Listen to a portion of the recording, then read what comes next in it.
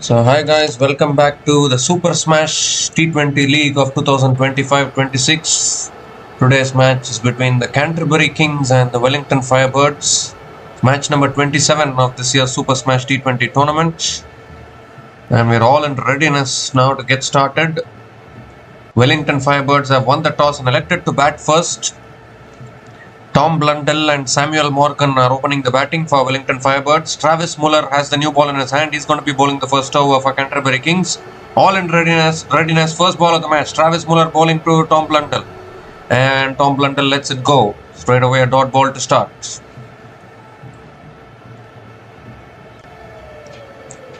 So Canterbury Kings have made a few changes to their playing 11 today. Henry Nicholls, Mitchell Hay, Ronak Kapoor and Michael Ray are back into the playing 11 in place of Harry Chamberlain, Michael Rippon, Jesse Frew and Sean Davey. As far as Wellington Firebirds are concerned, only one change. Nick Kelly has come into the playing 11 in place of Gareth Severin. Second ball of the innings coming up. And Blundell comes down the wicket, gets an inside edge. Good fielding at short fine leg. And Tom Blundell gets off the mark with a single. So Henry Nicholls and Mitchell Hay back into the playing 11 for Canterbury Kings.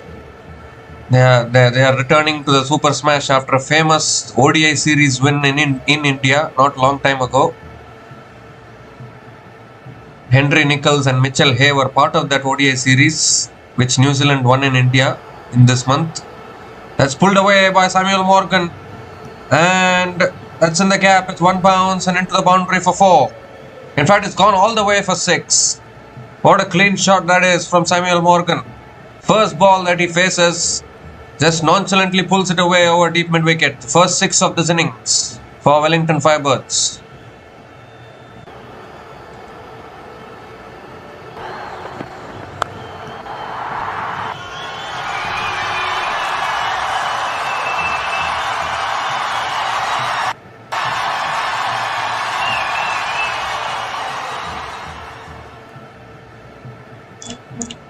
This time comes down the wicket and Samuel Morgan hits it towards deep mid wicket. They're pushing for 2 here. Good running between the wickets.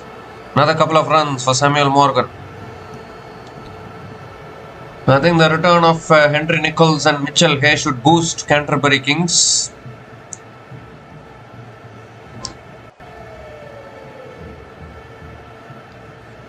Ronak Kapoor and Michael Ray are also back into the playing 11 for Canterbury Kings.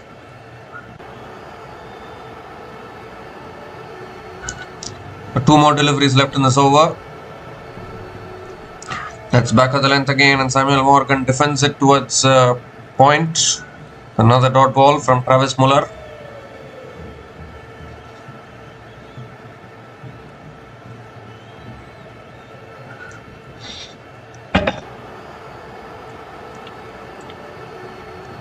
There's a famous ODI series win for India. It was a famous ODI series win for New Zealand in India. The very first time New Zealand won the ODI series in India, and I think it will be a very proud moment for Henry Nicholls and Mitchell Hay. Comes down the wicket and Samuel Morgan looking to pull it away, gets it on the helmet. And another dot ball to finish the over. 9 runs came from that over. And Wellington Firebirds are now 9 without loss after 1 over. They might have a mandatory concussion check because Samuel Morgan got hit on the helmet there.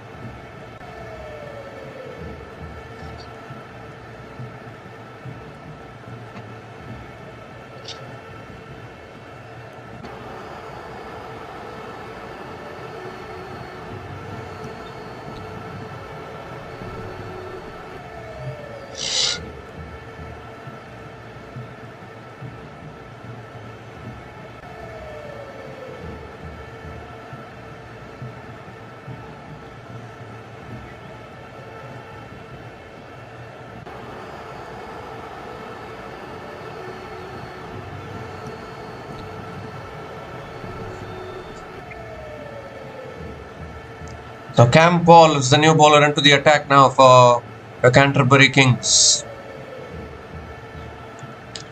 Tom Blundell is on strike. Cam Paul coming over the wicket to Tom Blundell, and that's a wide down the leg side to start. Wide given by the umpire. So Cam Paul has to reload that one again.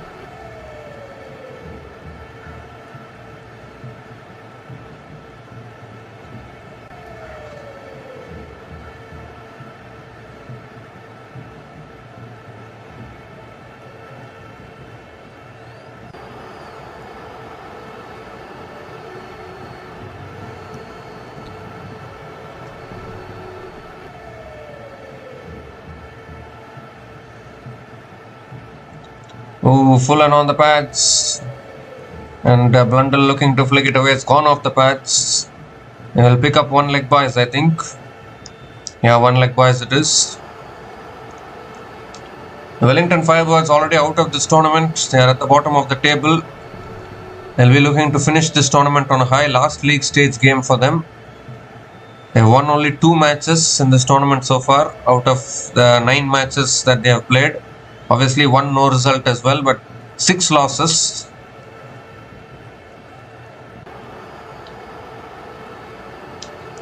That's full and that's driven beautifully by Samuel Morgan through the covers, and that will race away, will it? Fielder running after it does well. Stops the boundary. Samuel Morgan picks up another couple of runs. In fact, they've picked up 3 runs, I guess. Yeah, 3 runs completed. So Tom Blundell is back on strike. Samuel Morgan is looking really good, and this is where new talents develops, doesn't it? I mean, we saw in the ODI series which New Zealand played in India recently, Jayden Lennox and Christian Clark were playing that ODI series. Both of them were seen in the. Both of them went only from the Super Smash tournament. The talent was spotted in the Super Smash tournament. As Blundell goes over the top, that should be 4, I think. Yes, it will be. So taking the attack to the opposition here, Tom Blundell, and picks up his first boundary in this innings.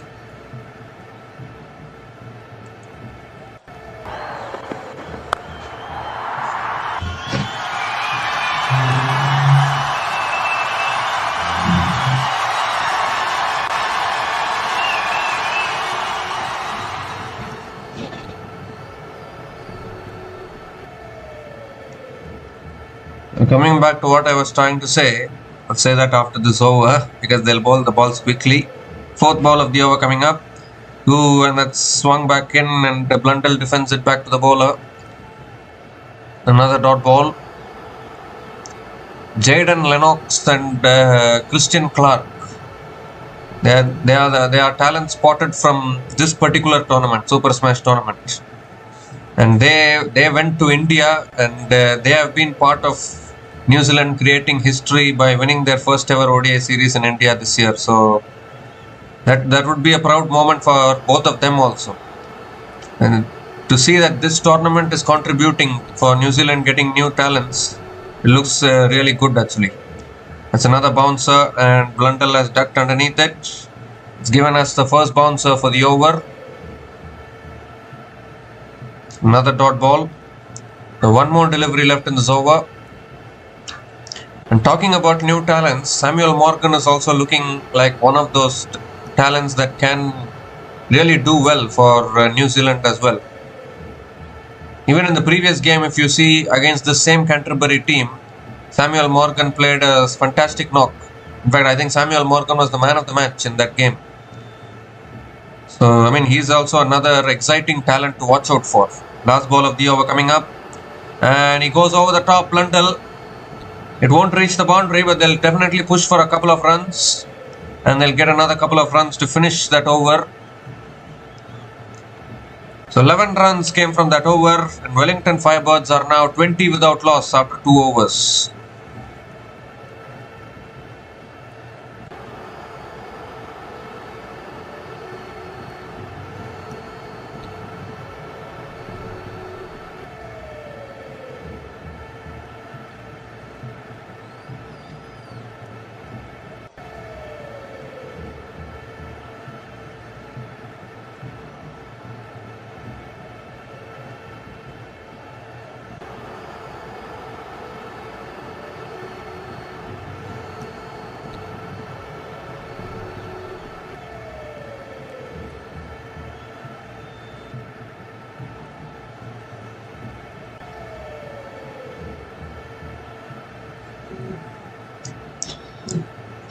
So Michael Ray is the new bowler into the attack now for Canterbury, and Samuel Morgan giving himself room, looking to drive it. Drives it straight to covers. Again a dot ball to start the over. It's an important match for Canterbury Kings actually, because suddenly now if you see, they have also suffered a few losses, in all honesty. They were looking so good. Previous match, the way they lost against Wellington Firebirds, yes, Wellington Firebirds broke their drought at home actually. Finally, they won a home match in this particular tournament, but after nearly 2.5 seasons, they goes over the top again, Samuel Morgan, and finds another boundary. This is exactly the thing actually, Samuel Morgan clearing his front leg there and smashing it over covers for another boundary here. Boundaries continue to flow for the Wellington Firebirds.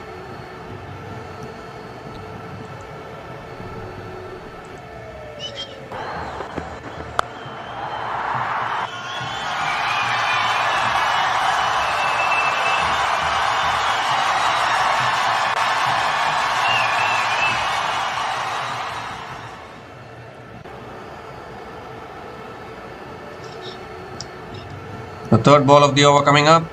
Goes again, it's in the air again, it's over the top of those fielders and it's running across towards the boundary, is it? But it won't get there.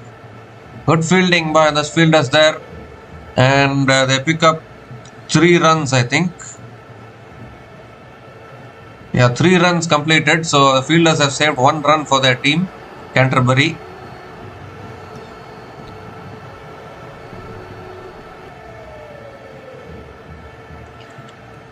Samuel Morgan again moving to 18 from just 8 balls with 1 boundary and 1 sixer at a strike rate of 225.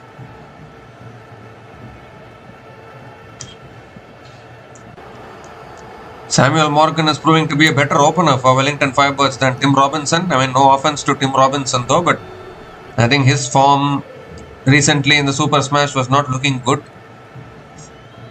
As we see, Tom Blundell picks up another single. It's a strike back to Samuel Morgan.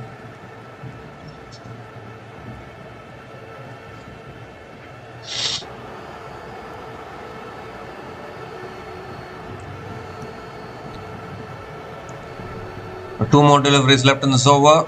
One thing is definitely for sure, there's any drought that is, if any drought has to be broken, every drought gets broken in 2026. That's pulled away. That's all the way for 6. Massive hit there from Samuel Morgan. 2 shots from Michael Ray. So good on the pull shot. Nailed it onto the grass bank. Second 6 for Samuel Morgan.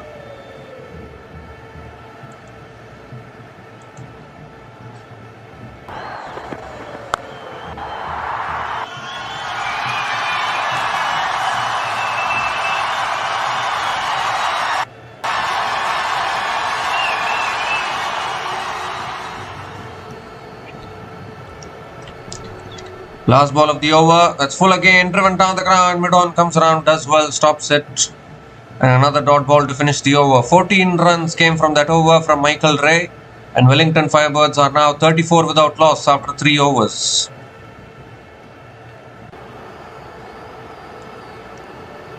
If any drought needs to be broken, 2026 breaks the drought. That is exactly what is happening. Just look at the number of droughts that have already been broken in this month. New Zealand won the ODI series in India for the very first time in their history. And then Wellington Firebirds, they won a home match after nearly 2.5 seasons of Super Smash. And then yesterday, if you see, West Indies, they won a T20 match at the Dubai International Cricket Stadium for the very first time. So there's something about, there's something about the last couple of years itself, if you see, in sporting history itself, if you see, in sports itself, if you see the last couple of years, the way new champions have been coming and the way all those losing streaks are getting broken, all the winning streaks are also getting broken. I mean, there's something going on, actually. As we see here, 4 leg buys. Tom Blundell looking to flick it away. It's gone off the pads, past the keeper, and that's raced away for 4. And again, a boundary to start the over here.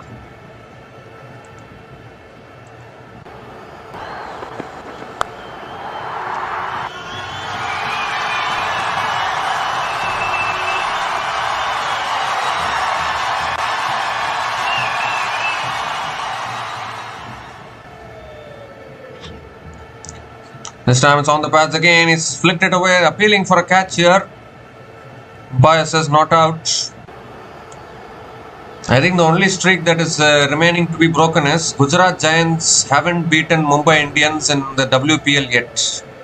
It's 8-0 in favor of Mumbai Indians. Mumbai Indians still have to play Gujarat Giants, and even one more time they need to play Gujarat Giants in the WPL. I think that is one streak which is remaining to be broken. It will be broken soon, no doubt about that. Goes big, that's high in the air now. Is there a fielder coming underneath it? Running backwards, oh, he's put it down. Goodness me, it was very tough catch though. Had to judge it really well. It went miles up in the air. Couldn't get the distance though. It was swirling in the air, not easy to take those kind of catches. And unfortunately the fielder not able to hold on to it. It's gone to ground. Another couple of runs for Tom Blundell.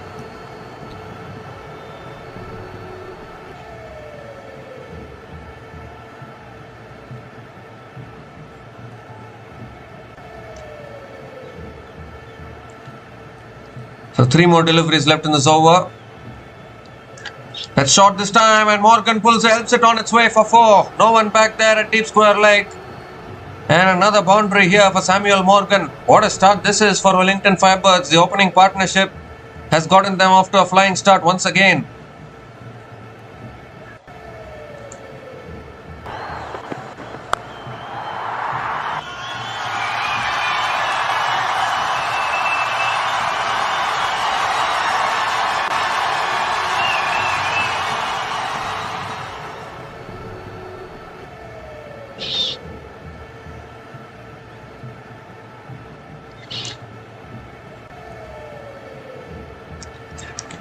But 2 more deliveries left in this over. And Travis Muller stops in his follow through. We saw in the previous match also both these batters, they formed a really good opening partnership, and that laid the foundation for the middle order batters of the Wellington Firebirds. They scored around 190 plus, and Canterbury Kings just completely collapsed in the run chase. And today again Wellington Firebirds, this opening partnership is starting this well. Oh, he goes for a big shot, it's in the air, and has it been taken? They're appealing here, umpire says not out. There's no reviews available. There's no reviews available in this tournament, so you can't use DRS.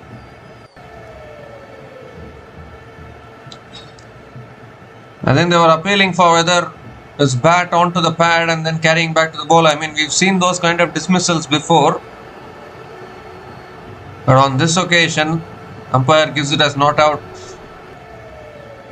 So 1 more delivery left in this over. Last ball of the over. Goes again. That's massive, is it? Yes, it is. It's in the gap for 4. Or has it gone all the way? I think it has gone all the way. All the way for 6 to finish the over. 15 runs came from that over, and Wellington Firebirds are now 49 without loss after 4 overs.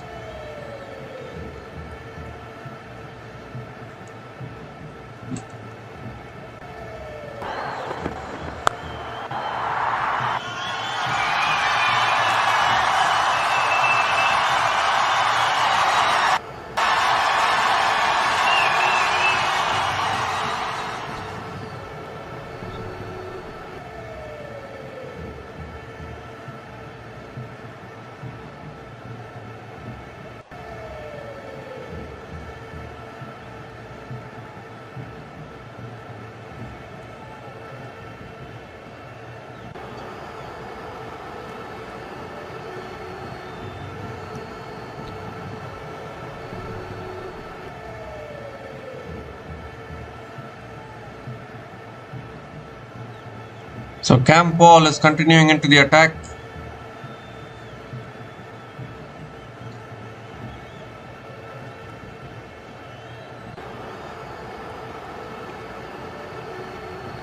A dot ball to start the over. Tom Blundell is playing second fiddle to Samuel Morgan. Blundell has scored only 9 runs from 12 balls so far. There was a catching opportunity as well for him. It was put down. Second ball of the over coming up. And now Blundell goes down the ground, clears mid off, and that'll be 4. Just talking about Blundell playing second fiddle. Now he says, what second fiddle are you talking about? Picks up his second boundary in this innings. The 50 comes up for Wellington Firebirds. 50 comes up in 4.2 overs. Partnership of 53 from 26 balls between these two batters.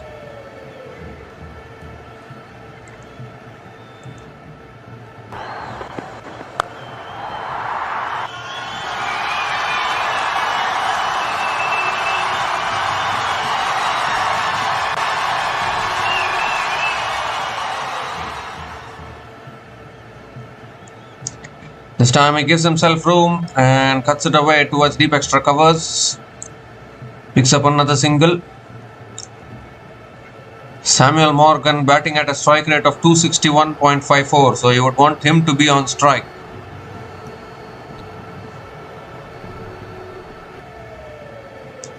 If Wellington Firebirds get to 200 plus again, and I think Canterbury will again find themselves in trouble.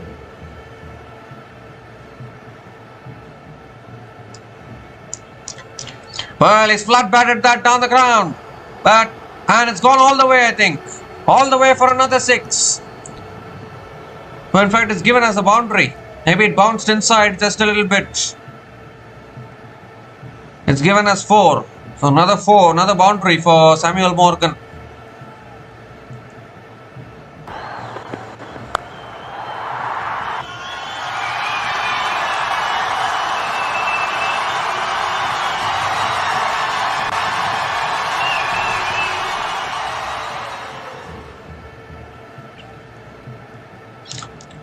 That's a full delivery, gives himself room, drives it straight to covers. Another dot ball from Campbell. I like the courage of Wellington Firebirds actually. In an era where teams always win the toss and elect to bowl first, Wellington Firebirds won the toss, elected to bat first. And then they're wanting to post a big total on the board and try and defend it. You need to really appreciate the courage of the teams that are winning the toss and electing to bat first these days. Because not many teams do this. They always want to bowl first. And they always want to know the target. Sometimes you need to bat first also. That's driven again, straight to the fielder again at covers. Another dot ball to finish the over. The 9 runs came from that over. And Wellington Firebirds are now 58 without loss after 5 overs.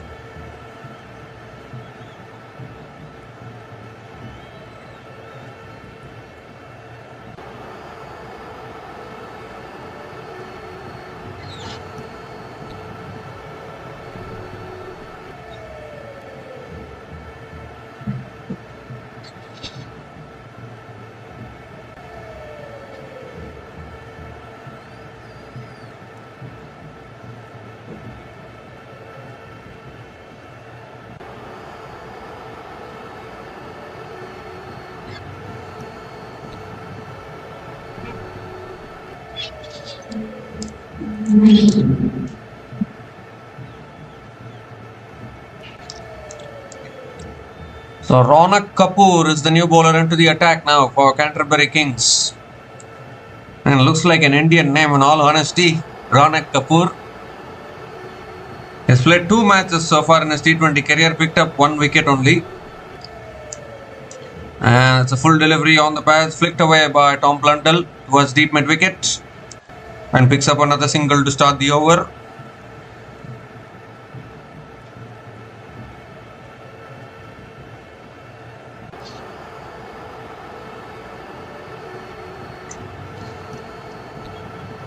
And this time Morgan goes straight and goes all the way for 6, I think. Or has it gone 1 bounce? 1 bounce for 4. Straight down the ground for 4 again from Morgan. Samuel Morgan moves to 42 from 17 balls now. His 4th boundary in this innings.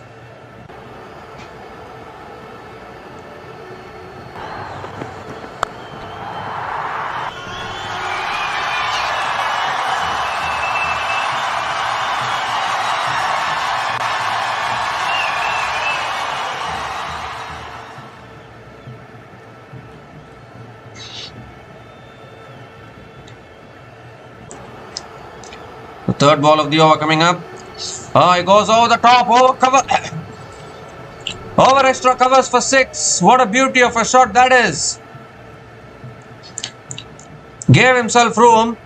He's played a shot. What AB de Villiers will be proud of Samuel Morgan for playing that shot. Giving himself room and hitting it over extra covers for 6. Absolutely brilliant.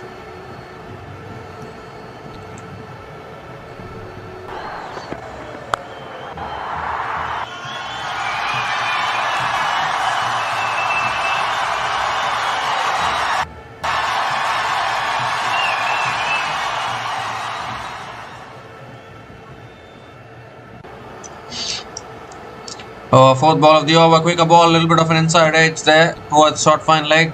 Doesn't take the single. Another dot ball from Ronak Kapoor.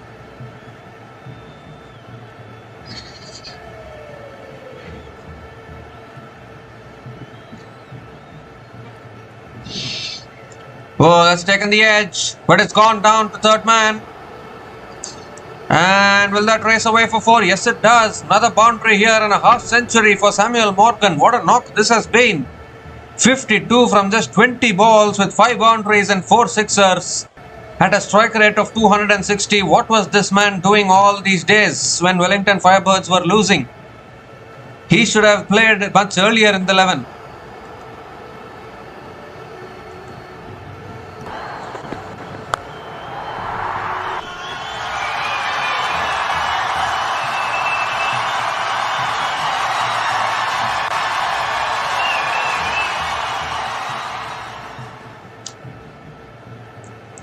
This time it's punched down the ground by Samuel Morgan towards long on and picks up another single to finish the over.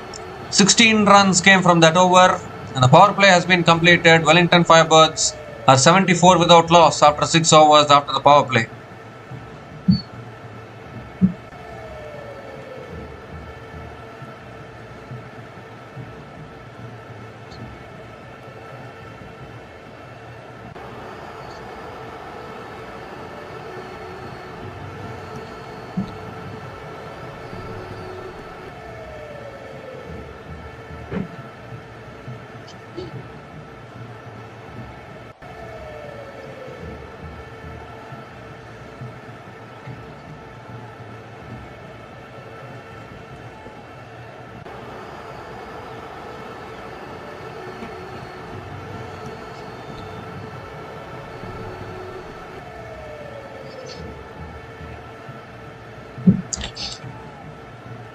So Lackey Harper is the new bowler into the attack now for the Wellington. Lackey Harper is the new bowler into the attack for the Canterbury Kings. Somehow trying to break this partnership and pick up a wicket. Samuel Morgan is looking so good. Lackey Harper coming over the wicket to Samuel Morgan. Comes down the wicket, swings and misses. There's a dot ball to start the over. And what a start to the power play actually. 74 without loss after 6 overs for the Wellington Firebirds. They have been struggling all tournament. The last 2 matches they are finishing the tournament really well.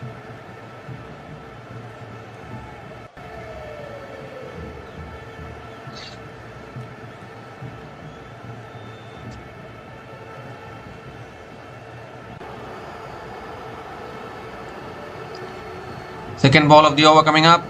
Ooh, goes for the drive again. Misses it again. Another dot ball.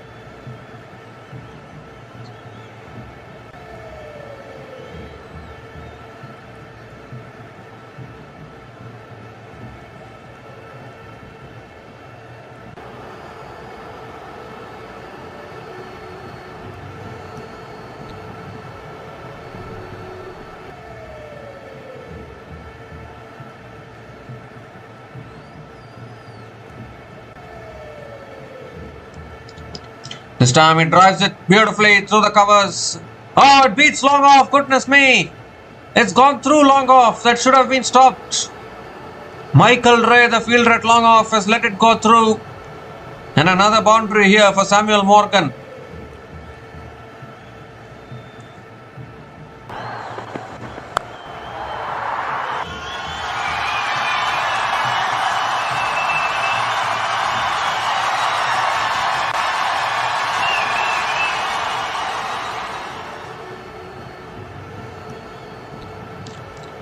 This time again comes down the wicket, drives it straight to covers. Another dot ball from Lucky Harper.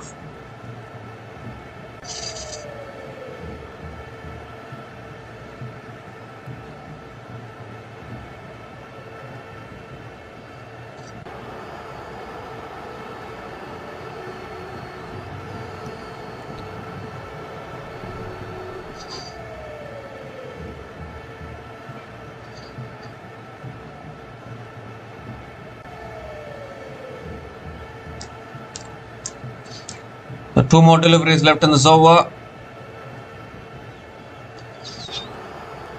Not quite sure whether Samuel Morgan is having any issue with his bat here. But what a talent this guy is. Surely deserves to play for New Zealand.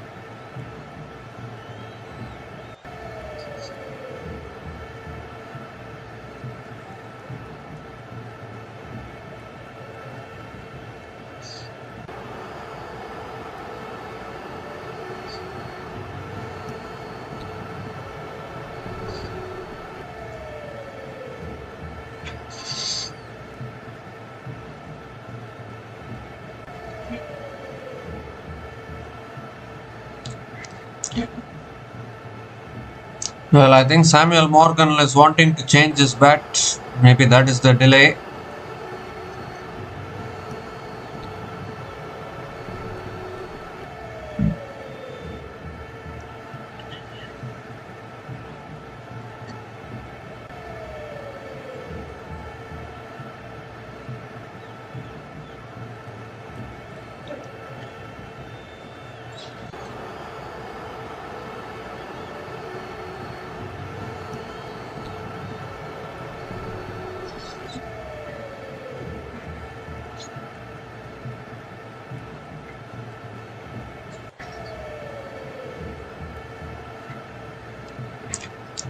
So back in readiness, 2 more deliveries left in this over. Goes for the drive again, misses it again. Another dot ball from Lucky Harper.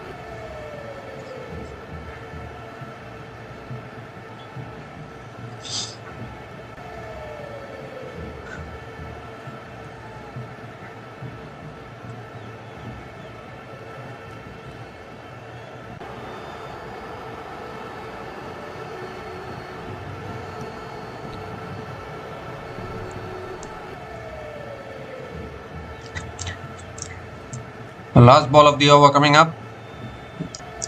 It's a good yorker there, and Samuel Morgan digs it back to the bowler. So 4 runs came from that over, and Wellington Firebirds are now 78 without loss after 7 overs.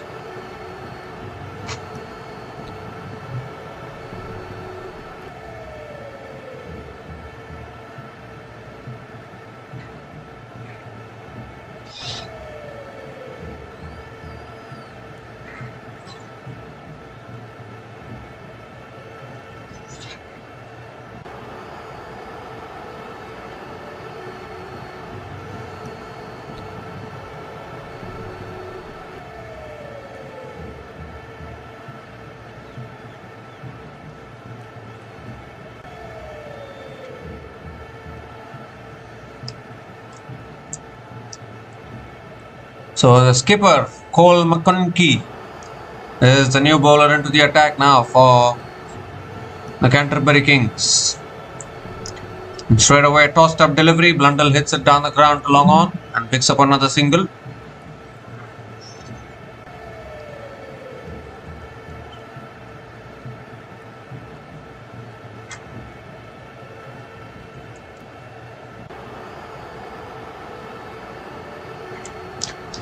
Oh, and this time Morgan goes inside out, over the top.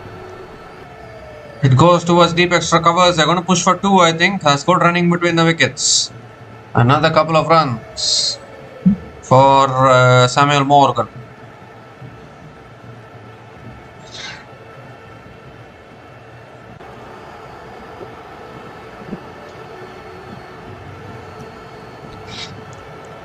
This time it goes in the air, down the ground again. One bounce to long off.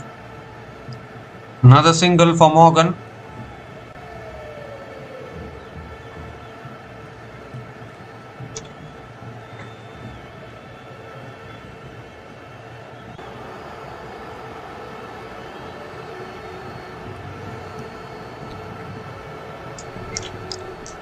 This time again Blundell flicks it away. He's playing second fiddle now, Tom Blundell. Flicks it away towards deep mid wicket and picks up another single.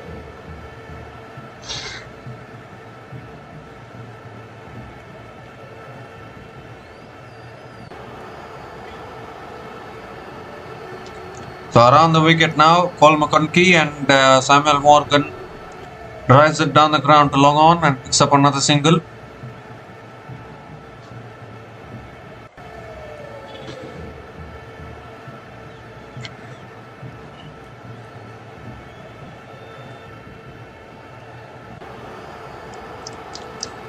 The last ball of the over, it's another quicker ball and Blundell punches it down the ground to long on and picks up another single to finish the over. Good over from the skipper, Cole McConkie.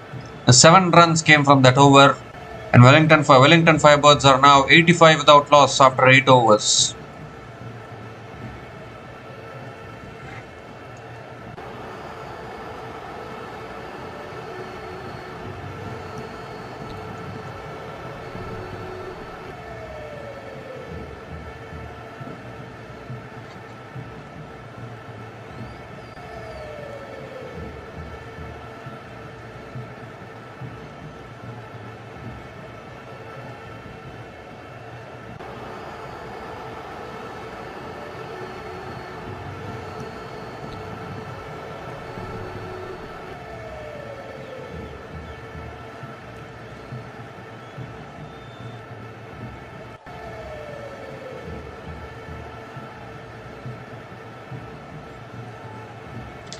So Lackey Harper back into the attack and another single to start the over. Tom Blundell is back on strike.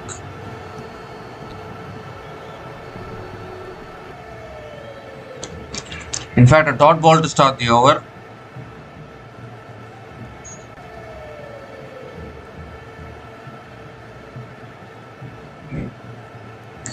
Somewhere I think Blundell also has to go after the bowlers. It's playing it too slowly is what I'm thinking. Second ball of the over coming up. Comes down the wicket, flicks it away leg side towards deep mid wicket and Blundell picks up another single.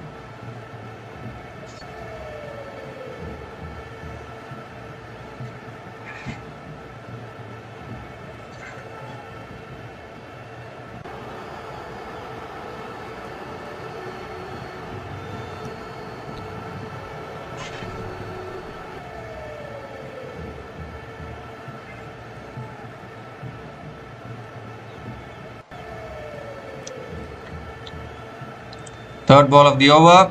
Ooh, slow ball. Morgan swings and misses. It's been a good last couple of overs for Canterbury, trying to pull things back.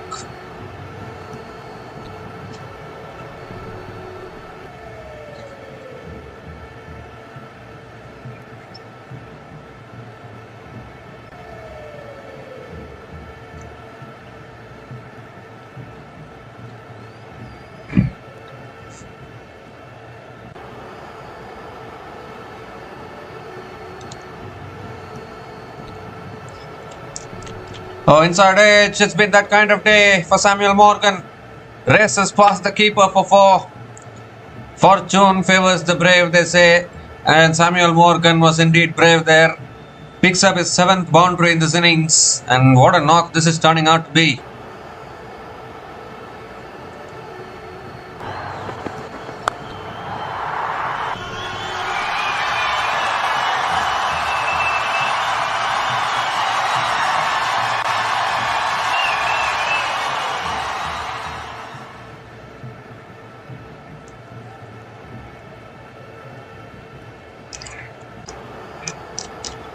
This time he's punched it back down the ground towards long off. They're going to push for 2, are they? Yes, they are. That's good running between the wickets. Another couple of runs for Samuel Morgan. Moves to 67 from just 33 balls. And what an opening partnership this is turning out to be. Fantastic opening partnership between Tom Blundell and Samuel Morgan.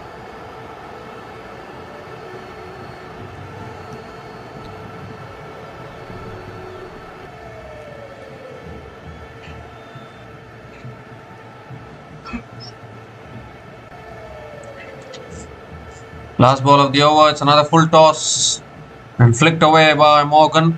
Picks up another single to finish the over.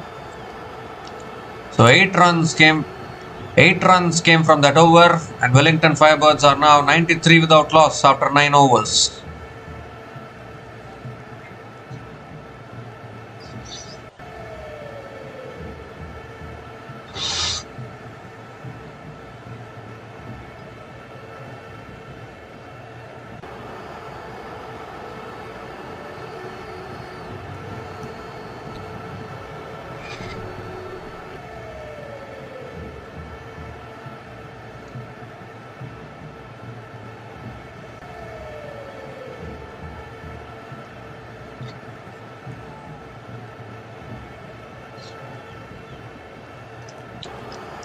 So Cole McConkey continuing into his second over, another quicker ball, and Samuel Morgan drives it towards covers. Again a dot ball to start the over.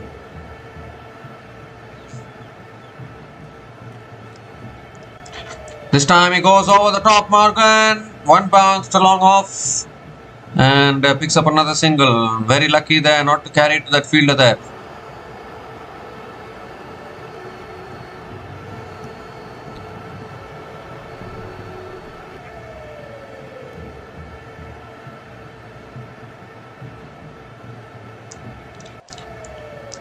This time another quicker delivery and Blundell punches it off the back foot towards deep extra covers and picks up another single. So 2 runs from the first 3 balls of this over, still 3 balls left.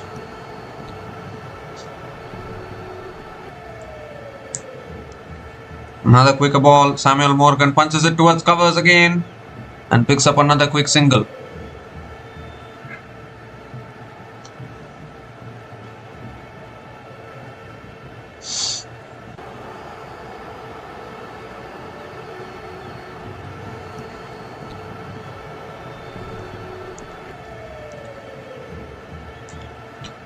So 2 more deliveries left in this over. Back over the wicket now. And a shot is pulled away by Blundell. 1 bounce to deep square leg. Oh, good fielding at deep square leg actually. So saved the boundary there. And another couple of runs for Tom Blundell.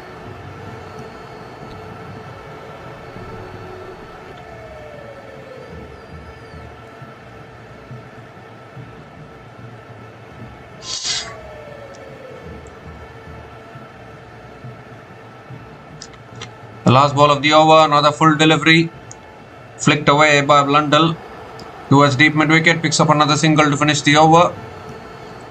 So good over again from Cole McConkey. Just 6 runs came from that over, and Wellington Firebirds are now 99 without loss after 10 overs.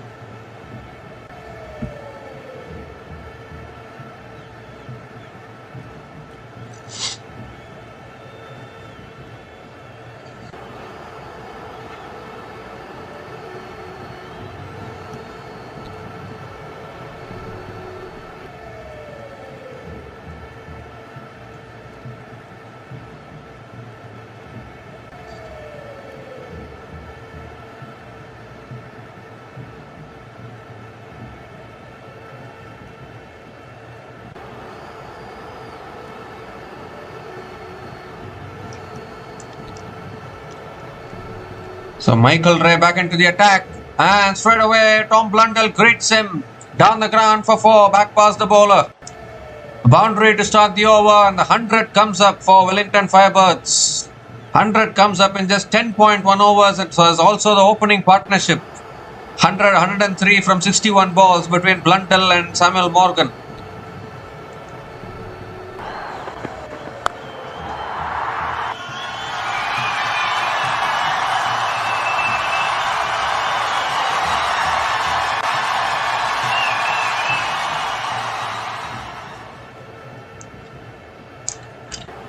Michael Ray has been expensive so far, none for 18 in his 1.1 overs. It's a slow ball, he comes down the wicket, Blundell cuts it away straight to covers. Another dot ball from Michael Ray.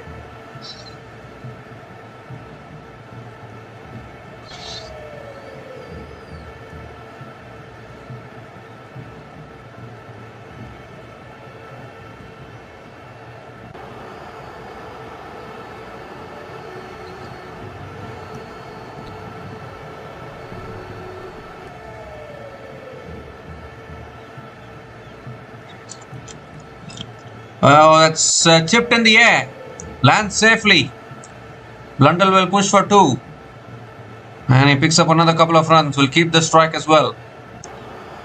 Canterbury have still not found a way to break this opening partnership. The roles are reversed now. Earlier Canterbury was doing this to the other teams. Now Canterbury are getting a taste of their own medicine. Remember what Tom Latham and Chad Bose used to do for the Canterbury Kings early on in this tournament, if you see.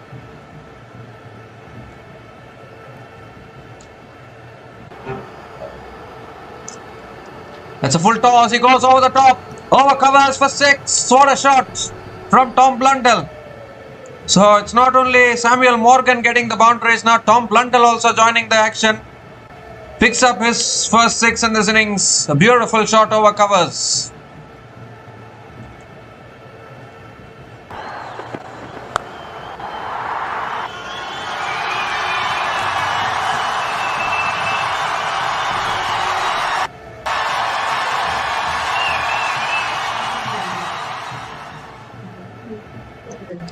Oh, that's a short ball, and Tom Blundell comes down the wicket looking to pull it away, unable to make connection. It's a much better ball from Michael Ray, another dot ball.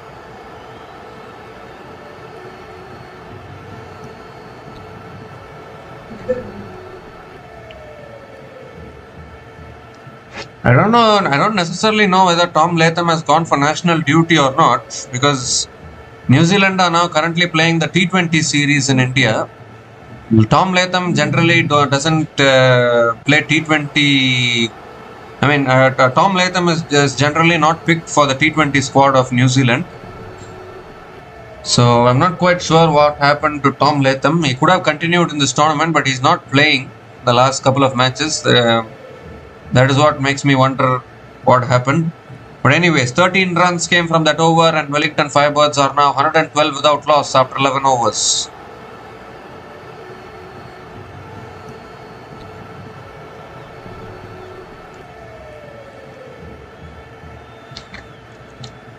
But as we said, that opening partnership between Tom Latham and Chad Bose was very important for Canterbury Kings in the first half of this tournament. And that is why Canterbury themselves were posting really good scores, and then they were defending it, they were chasing it down. But now suddenly, Tom Latham is not there.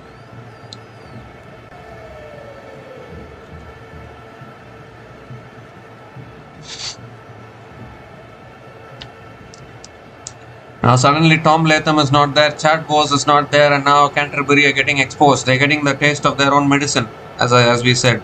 Cole McConkie now is into his third over. That's on the path, flicked away by Tom Blundell, down towards deep mid-wicket. They're going to push for 2 here, good running between the wickets. Another couple of runs for Tom Blundell to start the over.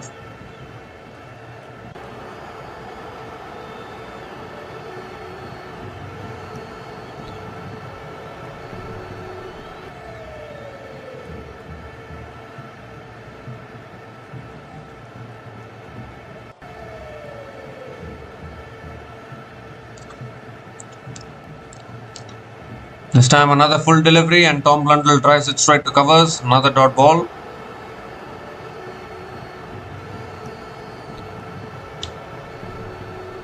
This time punched away again, straight to covers. Blundell picks up another single. Samuel Morgan has been off strike and has been a little quiet in the last couple of overs. He'll be looking to go big again.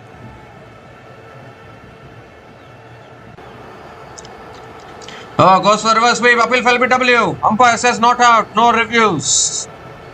No DRS in this tournament. Then that plays a very important role, doesn't it? Otherwise, the players will have a discussion.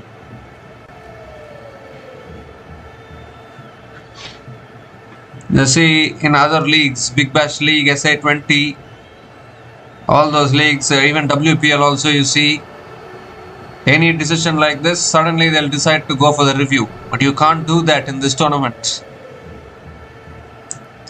That's full and on the path, flicked away by Samuel Morgan. Towards long on and picks up another single. So just 4 runs from this over, excellent spell so far from McConaughey. He's conceded only 17 runs in his 2.5 overs so far.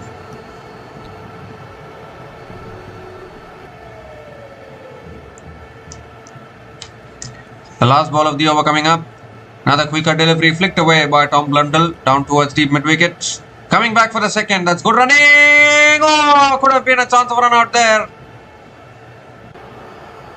A quicker throw could have been a chance of run out. Another couple of runs to finish the over.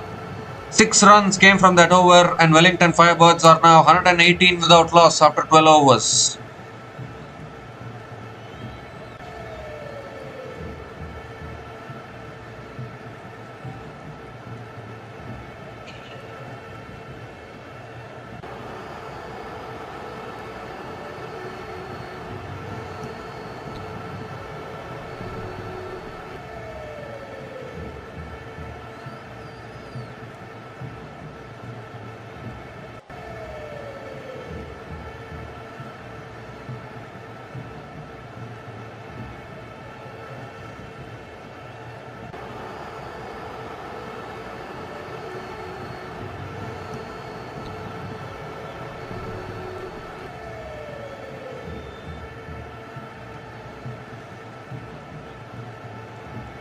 The lucky Harper is back into the attack.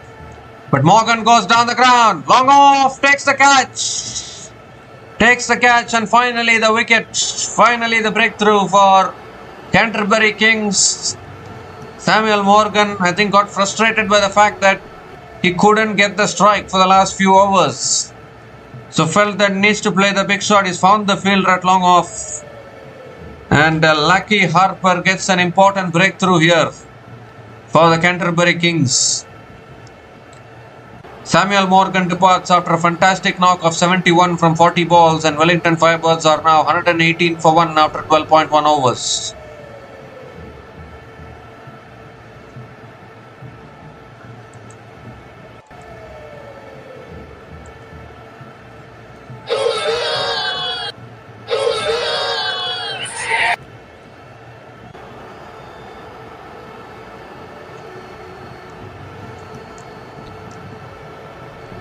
So Nick Kelly is the new batter to the crease.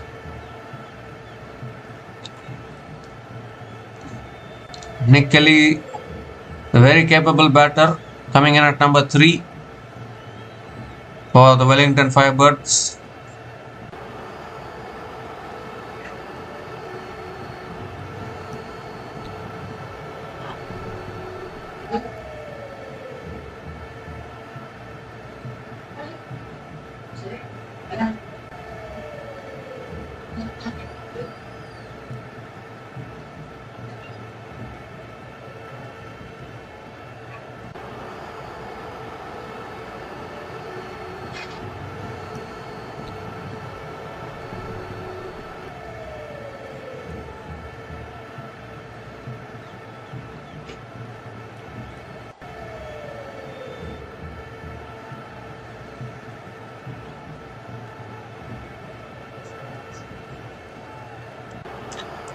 The second ball of the over coming up.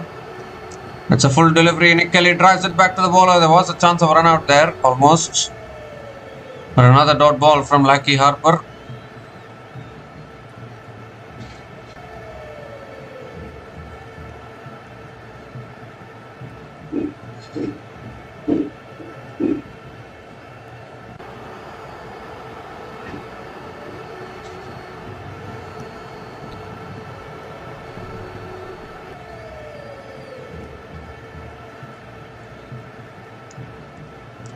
So third ball of the over coming up. Oh, that beats the outside edge. That's another beauty from Lucky Harper. So an excellent over here for the Canterbury Kings. A wicket and 2 dot balls. Still 3 more deliveries left in this over.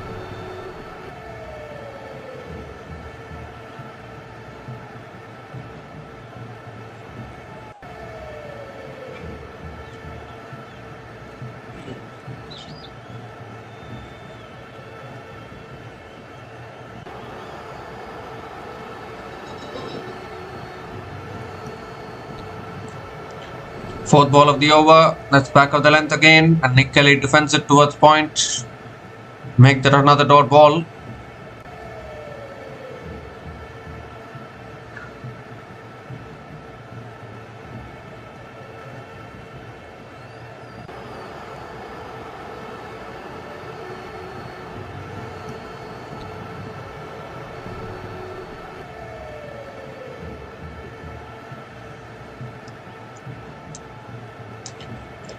Two more deliveries left in this over.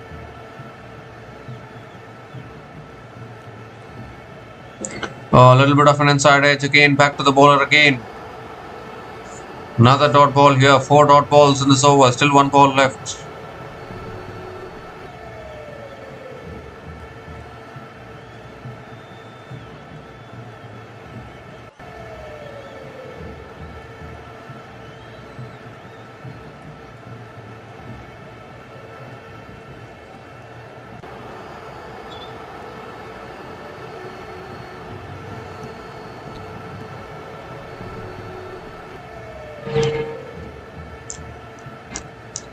The last ball of the over.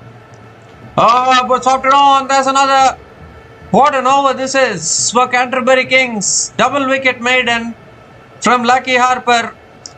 He's chopped it back onto his stumps. Nick Kelly is returned to the playing 11. Hasn't done anything for the Wellington Firebirds.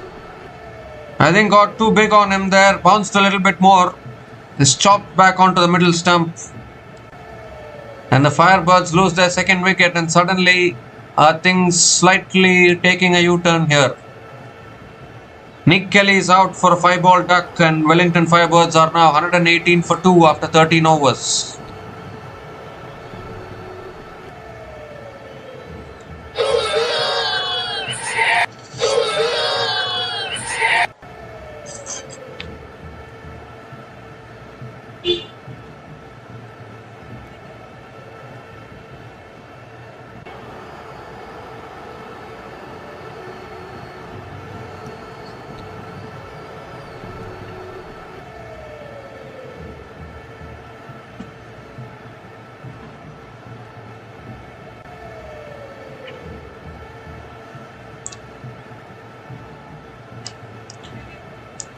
So Mohammad Abbas is the new batter to the crease for the Wellington Firebirds.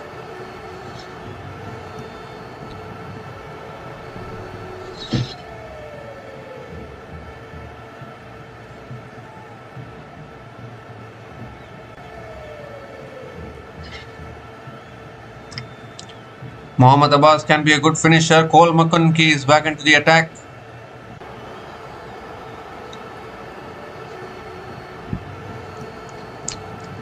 McConkie into his last over, and Blundell goes for a sweep.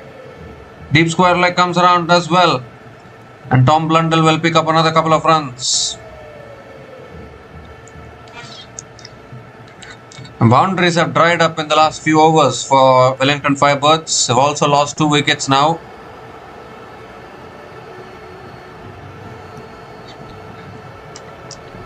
It's another quicker ball flicked away again by Blundell towards square leg and picks up another single.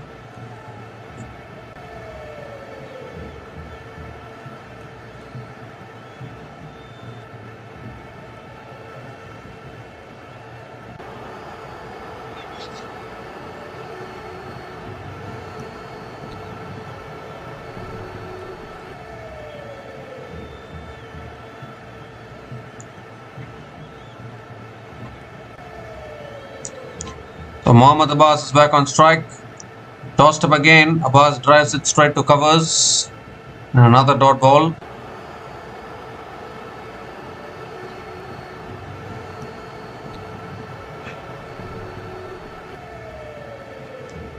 This time flicked away, again straight to mid-wicket. Mohammad Abbas taking his time to get off the mark.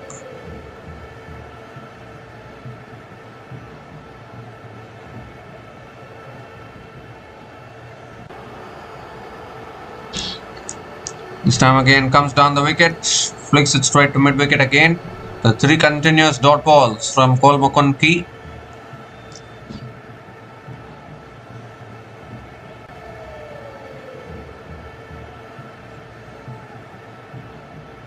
The last ball of the over coming up.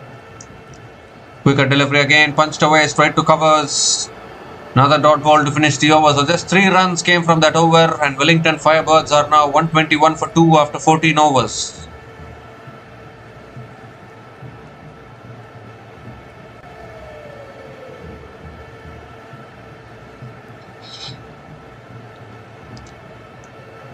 It's been 20 balls since the last boundary has been scored in this innings. And I think that's the pressure that was created, and Samuel Morgan and Nick Kelly caught out. Tom Blundell now has the most runs in this tournament, 363 runs. But Bevan Jacobs is too close to catching him, even Katini Clark as well. They'll get their chances to overtake Tom Blundell. Brett Hampton is also there in this list. Lucky Harper continuing here, and that's flicked away again by Blundell down towards long on, and picks up another single to start the over.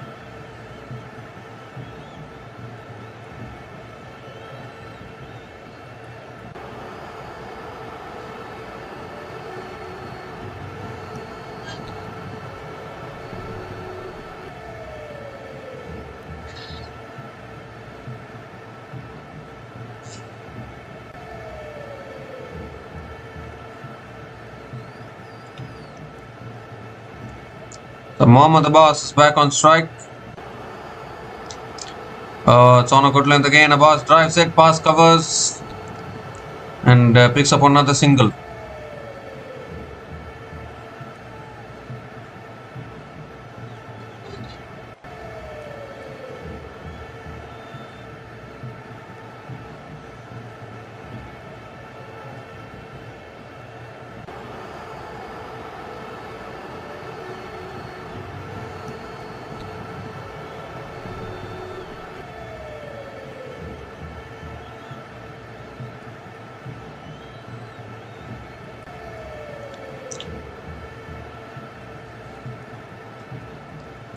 The third ball of the over comes down the wicket, goes down the ground, and it's all taken at long on.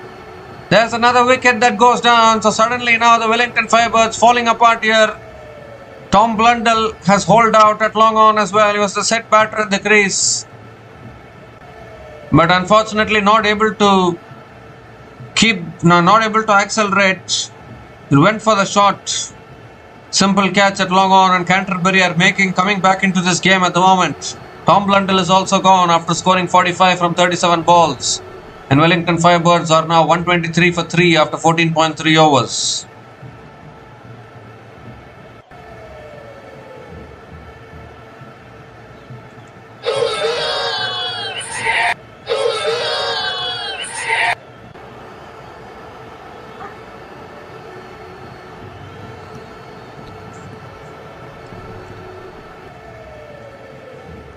So Jesse Tashkov is the new batter to the crease for Wellington Firebirds.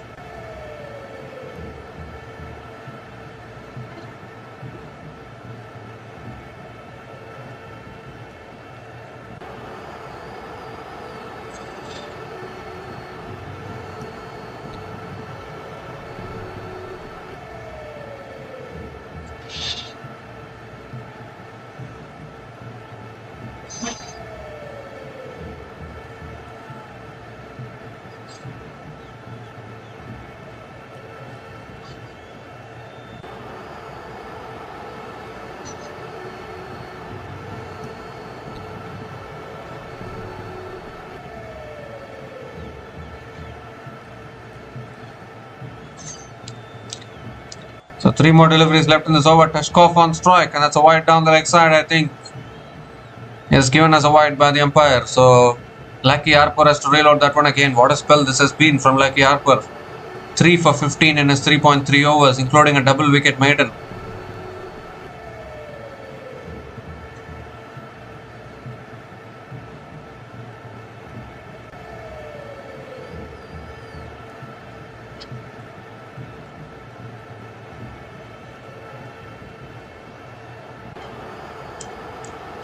So 3 more deliveries left in this over. 4th ball of the over coming up.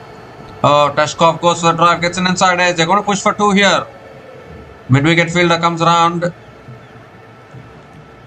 And just a single, in fact. Tashkov gets off the mark with a single.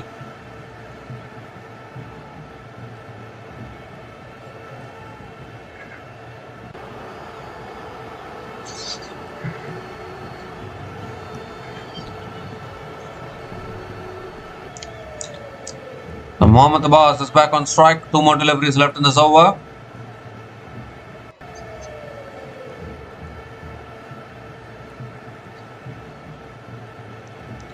A shot this time pulled away by Mohammad Abbas towards deep mid wicket and picks up another single.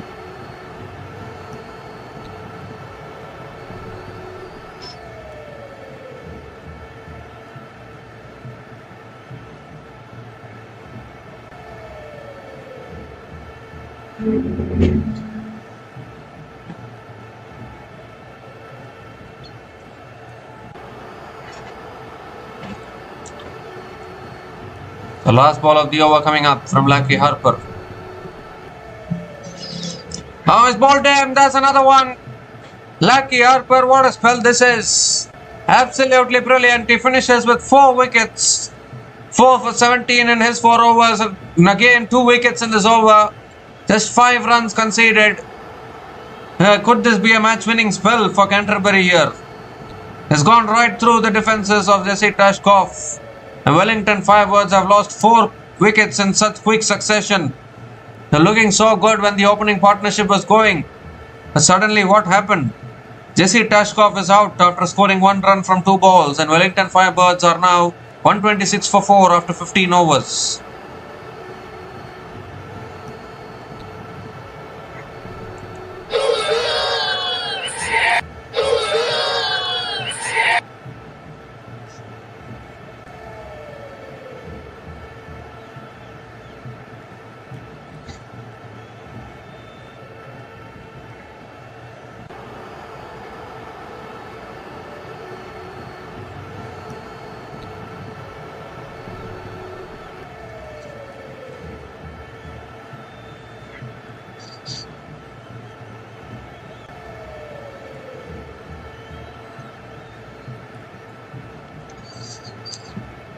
Wellington Firebirds were 118 without loss at one stage. From there to 126 for 4.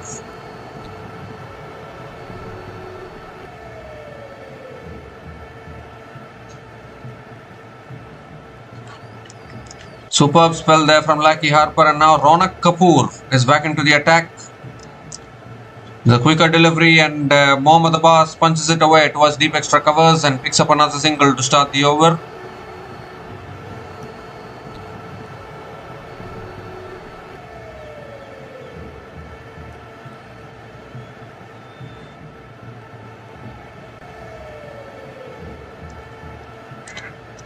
So Oscar Jackson is the new batter to the crease for the Wellington Firebirds.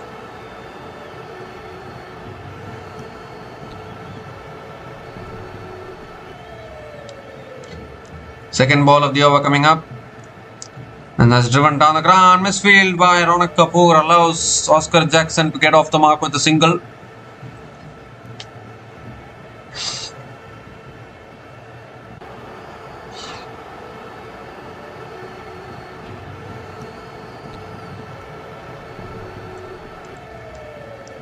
This time it's tossed up again, and Mohammad Abbas drives it down the ground to long on. Picks up another single. It's been 29 balls since the last boundary has been hit in this innings.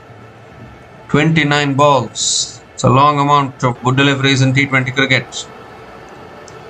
Moves inside the line, goes for the pull shot, and it goes all the way as well. What a shot that is! Oscar Jackson, against the run of play, has finally hit a 6. First 6 for Oscar Jackson in this innings, and a much needed one for the Wellington Firebirds.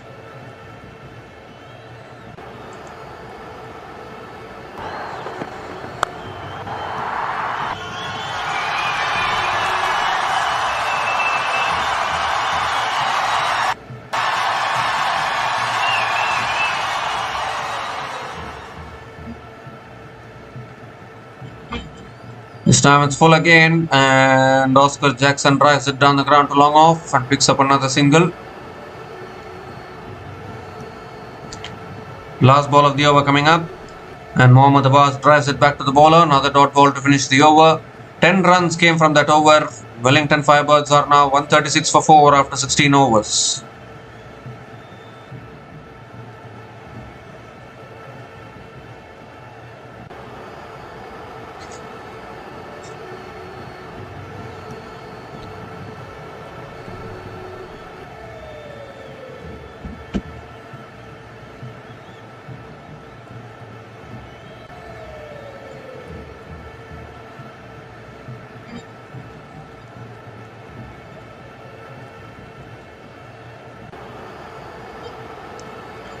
I think Travis Muller is going to be bowling the 17th over actually.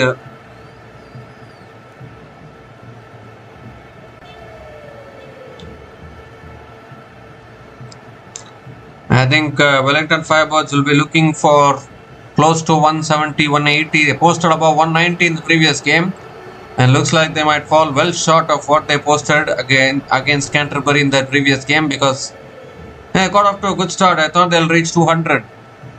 They stagnated in the last 5 overs. They have scored only 24 runs and lost 4 wickets as well.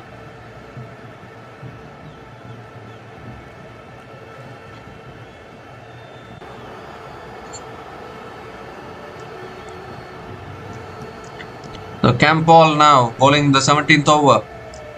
And it's a full delivery. Oscar Jackson drives it towards covers and picks up another single to start the over.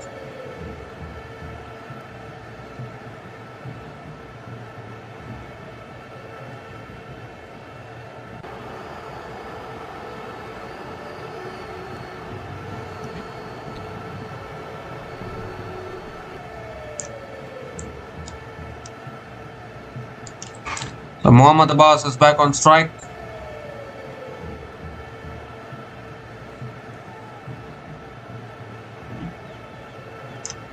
It's a good Yorker, and Abbas digs it away towards third man and picks up another single as well.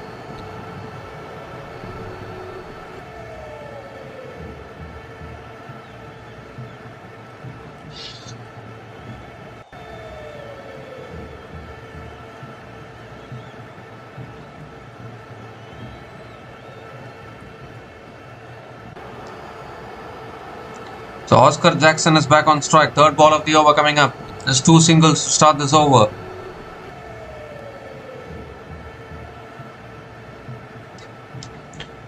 Goes for the cut shot again, unable to make connection. There's another dot ball from Campbell.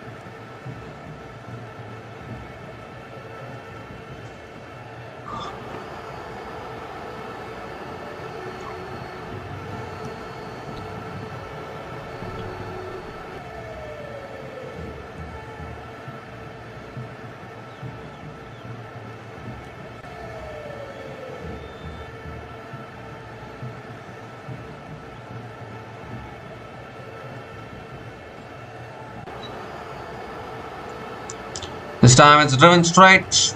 I think ricochet of the bowler's hands there.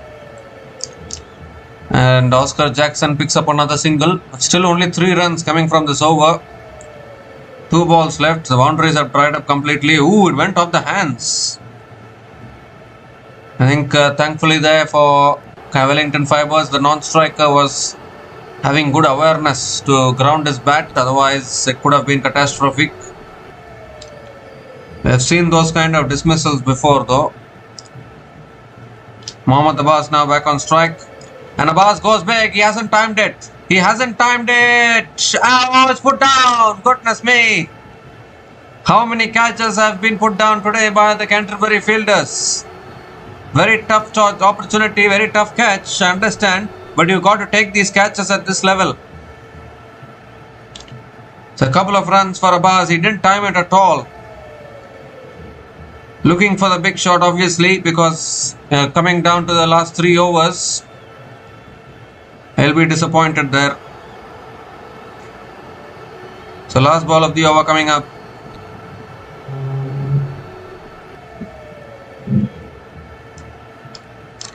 That swung away like side by Mohammad Abbas towards deep mid-wicket and picks up another single to finish the over. 6 runs came from that over, and Wellington Firebirds are now 142 for 4 after 17 overs.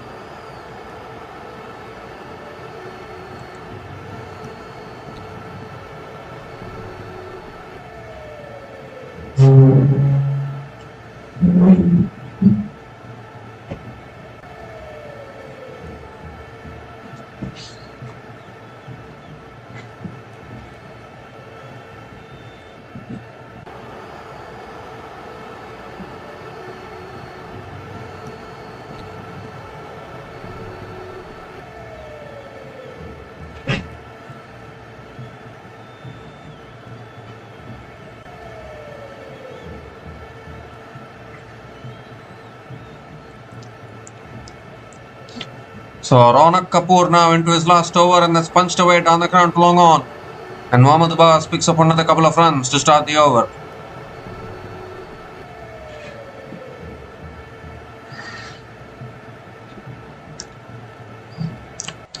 There's 17 more balls left in this innings.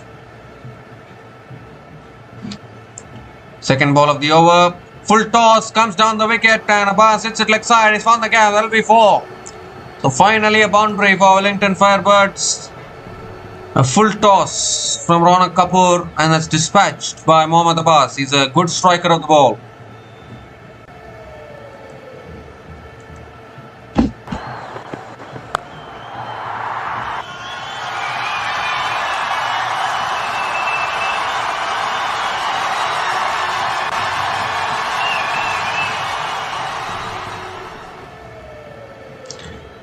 This time he goes down the ground. That's right into the hands of long on.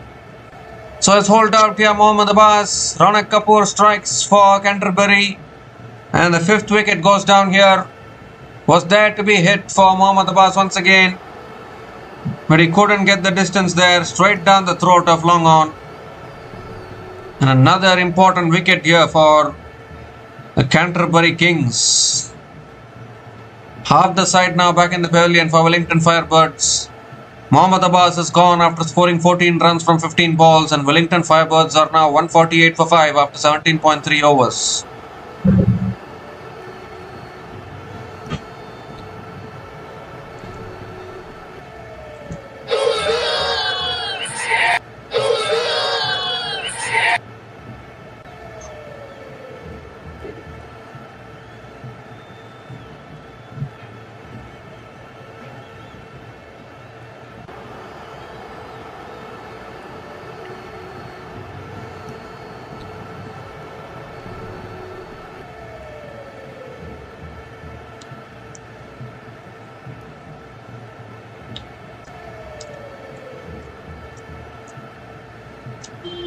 Logan Van Beek is the new batter to the crease for the Wellington Firebirds. Also has the capability to play the big shots. We all know that.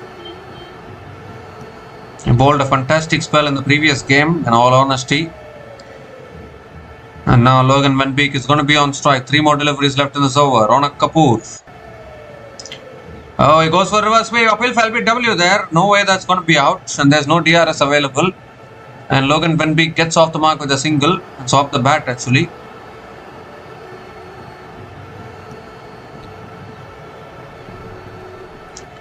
They somehow scratched their way to 150 with still 2 overs left. Oscar Jackson is back on strike.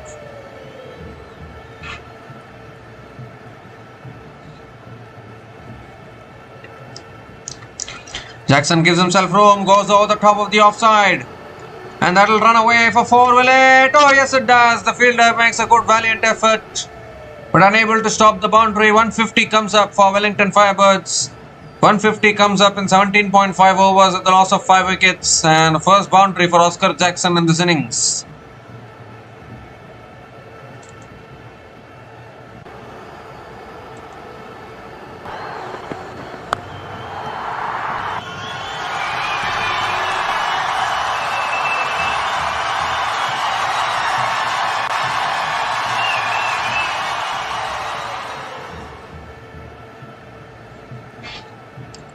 Last ball of the over goes for reverse sweep, gets it over the keeper, and that'll run away for 4. Disappointment for everyone. Can't set a field for that kind of a shot.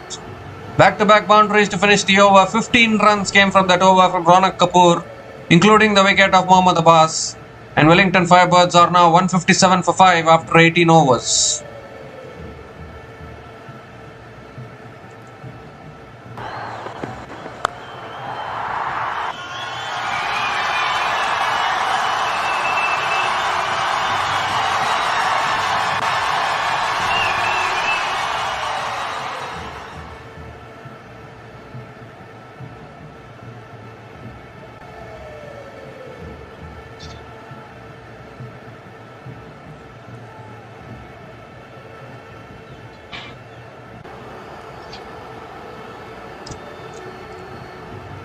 So Michael Ray is going to be bowling the penultimate over for the Canterbury Kings. Has been very expensive so far. None for 27 in his 2 overs. Logan Van Beek is on strike. And Van Beek moves across his stumps, drives it away towards deep extra covers and picks up another single to start the over.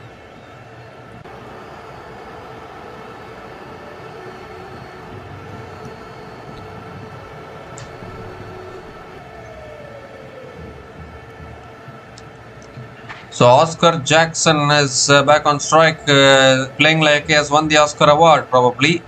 2 boundaries and 1 6 so far in his innings. Can he take the Wellington Firebirds past 180? The second ball of the over coming up here from Michael Ray. Oscar Jackson on strike, slow ball, goes for a full shot, unable to make connection. Will pick up only come back for the second. That's good running between the wickets. Another couple of runs for Oscar Jackson.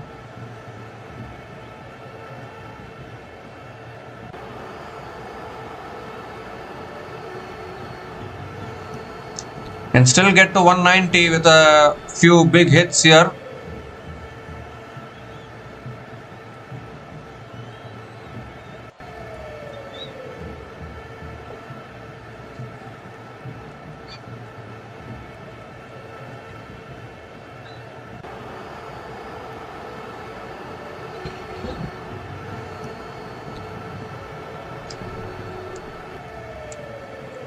The third ball of the over coming up. Moves across his stumps, pulls it away, past that fielder there, and then run away for 4 as well. This is a very, very valuable knock under pressure here from Oscar Jackson. Moves to 24 now from just 10 balls with his third boundary in this innings. Score now moves to 164.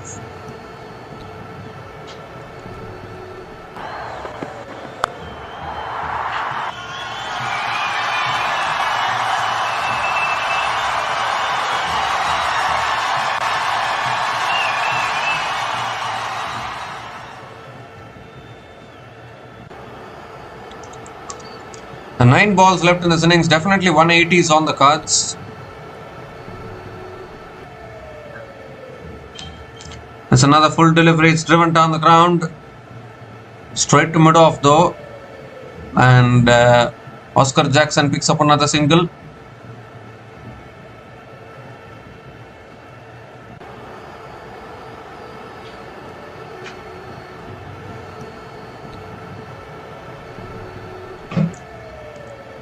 Logan Van Beek is back on strike. 2 more deliveries left in this over.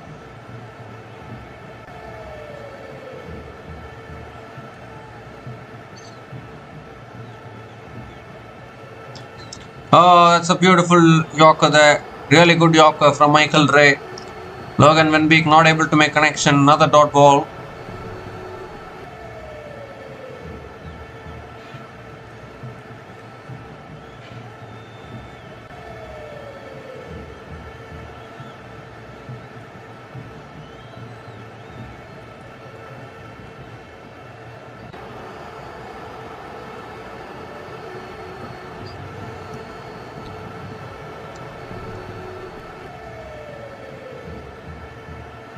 So last ball of the over coming up from Michael Ray. It's full again, and Logan Van Beek drives it down the ground to it off. There was a chance of run out there, but Logan Van Beek completes another single to finish the over. 9 runs came from that over, and Wellington Firebirds are now 166 for 5 after 19 overs.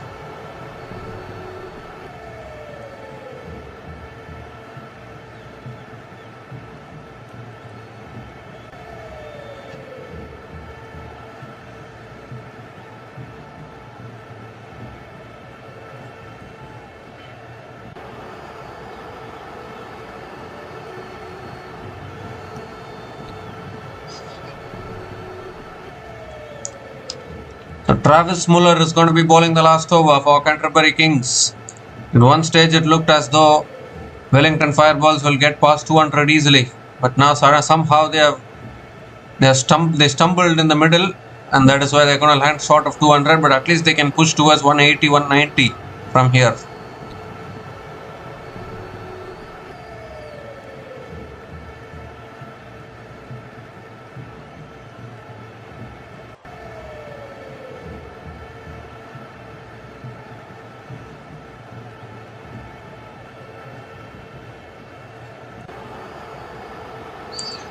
So here's Travis Muller with the final over. And Van Beek goes down the ground, straight down the ground. Long on will come around as well. And Logan Van Beek picks up another single to start the over. Oscar Jackson is back on strike.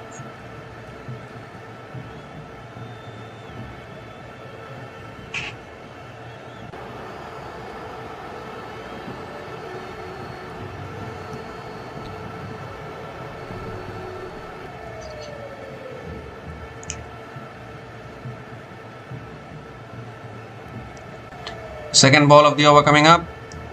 This time it's hit back, straight back pass, back at the bowler, and that's well fielded by Travis Muller. Another dot ball here. 4 more deliveries left in this innings. Oscar Jackson has the capability of playing the big shots. The way things are going, they might not even reach 180 if they are not able to find the boundaries. I think it was a catching opportunity as well. It's been put down by Muller, that second ball.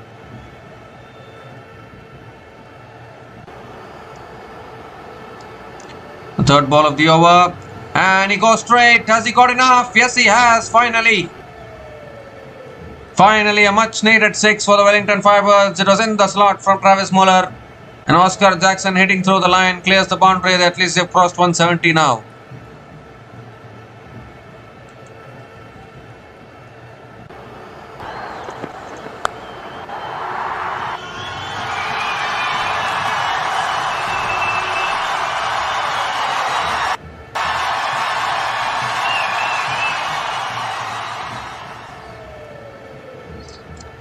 He goes again, down the ground, over mid off. It won't reach the boundary. They'll push for 2.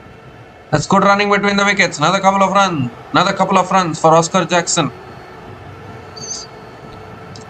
2 more deliveries left in this innings. 9 runs have come from this over so far.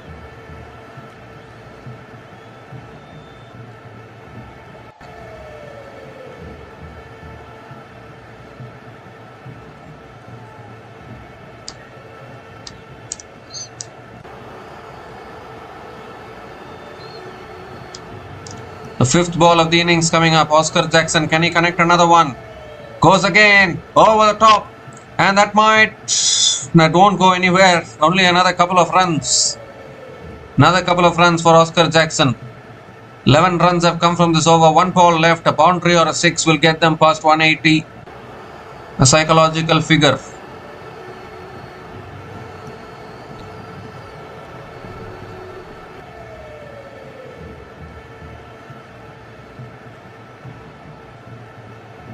It's been a struggle for Wellington Firebirds. They started well actually, opening partnership, but towards the middle they slowed down drastically.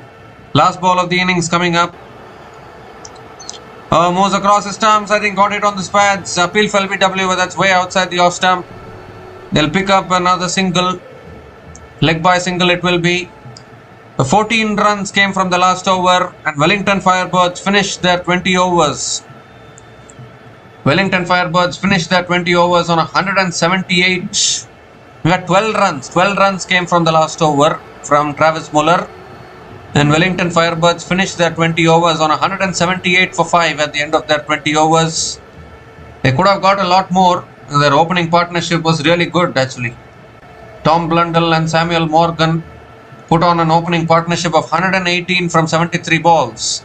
And at that stage, it looked as though definitely Wellington Firebirds can cross 200. But after that, they slowed down drastically. And I think that is where the game completely shifted. Last 8 overs, only 60 runs was scored by Wellington Firebirds. And they also lost 5 wickets in the process. But a good finish by Oscar Jackson. Unbeaten on 35 from 16 balls with 3 boundaries and 2 sixers. At a strike rate of 218.75 has helped the Wellington Firebirds finish with 178 for 5 at the end of their 20 overs. And 178 is kind of a decent total. It's not a daunting total, neither not a bad total. It's kind of an in-between total these days in T20 cricket. And if you look at the pick of the bowlers for Canterbury Kings, without a doubt, Lucky Harper, 4 for 17 in his 4 overs, outstanding bowling from him. And Ronak Kapoor also picked up a wicket, 1 for 41 in his 3 overs though. He was a little expensive, Ronak Kapoor. But none of the other bowlers were able to come into the wickets column today. Cole McConkie bowled very economically, none for 22 in his 4 overs, couldn't pick up a wicket. So the Canterbury Kings, when they come out to bat, will need 179 runs to win this match from their full quota of 20 overs. We'll be back again shortly to cover the run chase. Until then, please stay tuned.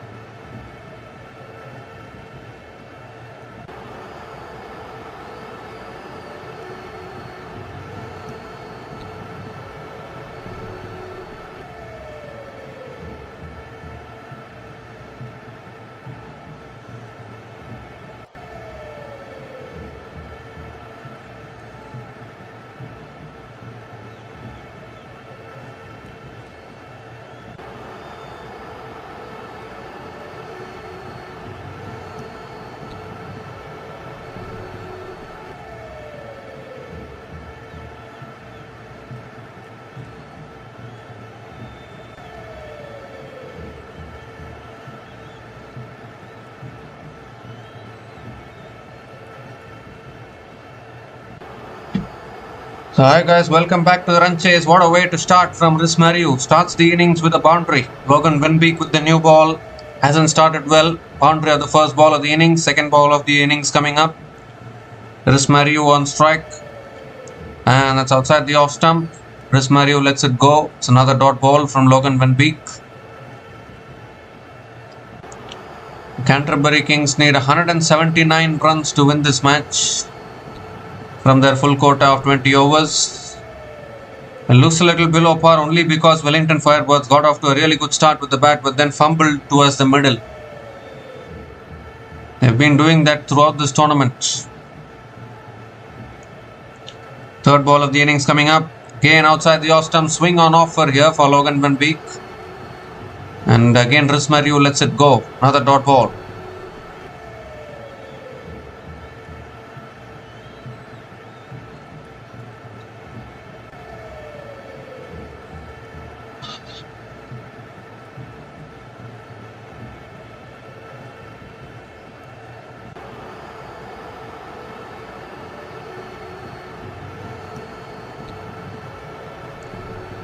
The fourth ball of the over.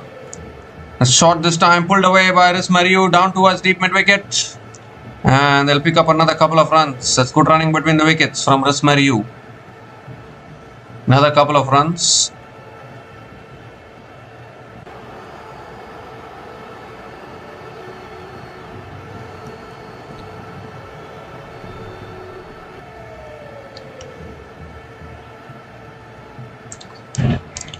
Two more deliveries left in this over.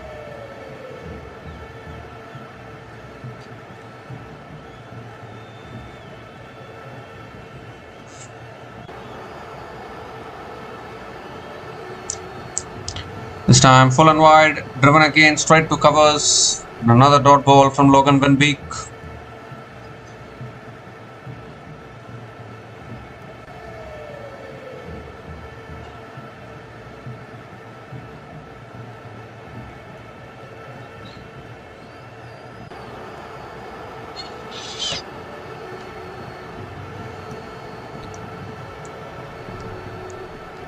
The last ball of the over coming up.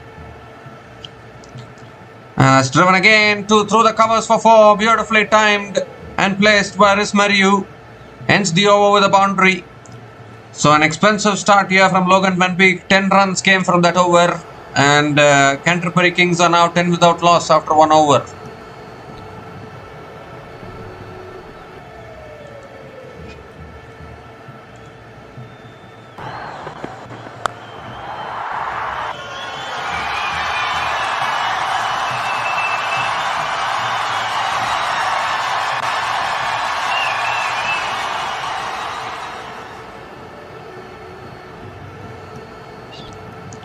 Canterbury Kings are currently at number 3 position in the points table.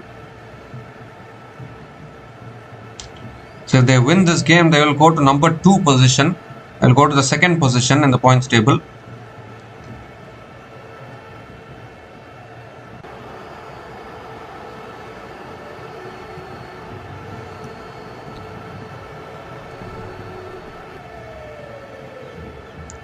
So James Hartshaw is the new bowler into the attack, and a little bit of an inside edge there from Henry Nicholls, past the keeper. Fine leg running after it, stops the boundary. They'll pick up a couple of runs to start the over. Henry Nicholls picks up a couple of runs.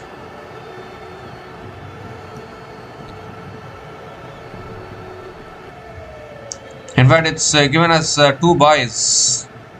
So byes it is.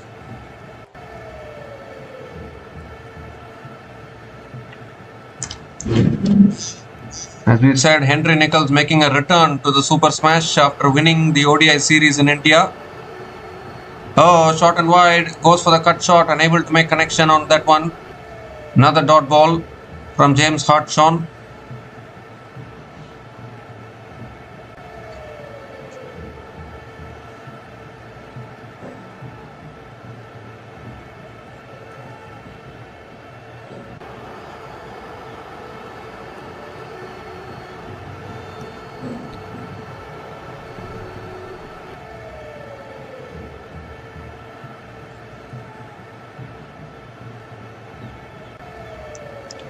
Goes for a scoop, gets it over the fielder, and that'll be 4 as well.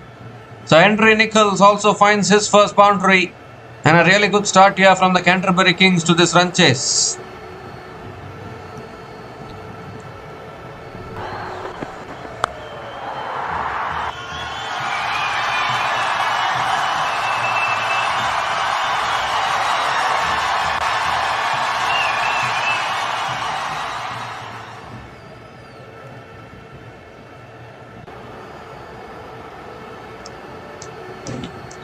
Three more deliveries left in this over.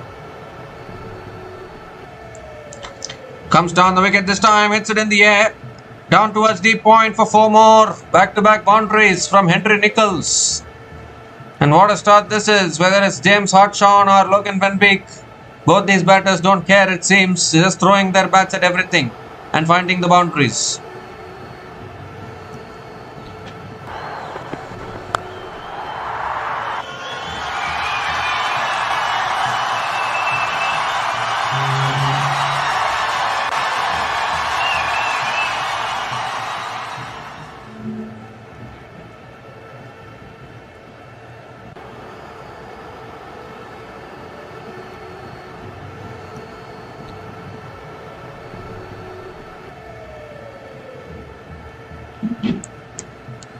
Two more deliveries left in this over, and the bowler stops in his follow through there.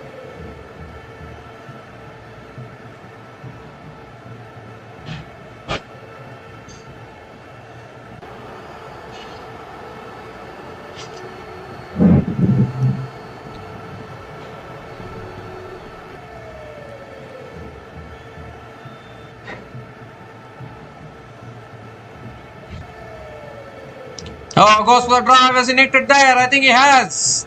Has he? No, he hasn't. The umpire says not out. Umpire says not out. I thought there was a little bit of a faint nick there. I thought I heard something. But not out it is. One more delivery left in this over. They need a wicket here. They need early wickets. The Wellington Firebirds. 178 looks a little below par actually, in all honesty. It might look like a decent total, kind of an in-between total. That's pulled away by Nicholls, down towards deep mid-wicket and picks up another single to finish the over. 11 runs came from that over, and Canterbury Kings are now 21 without loss after 2 overs.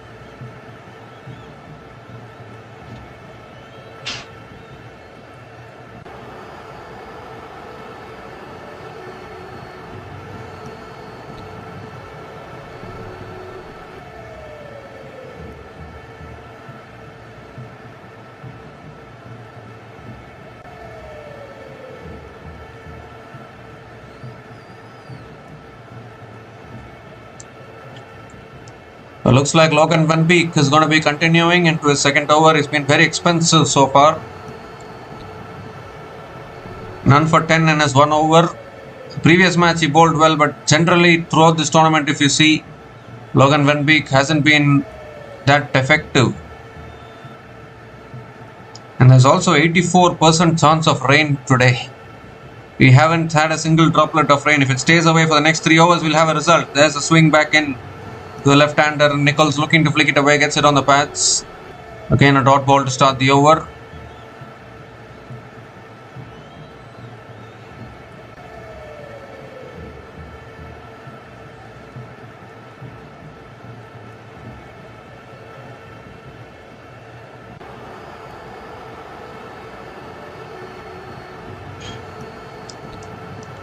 Second ball of the over coming up. Comes down the wicket, looks to swing it leg side, a little bit of an inside edge onto the pads.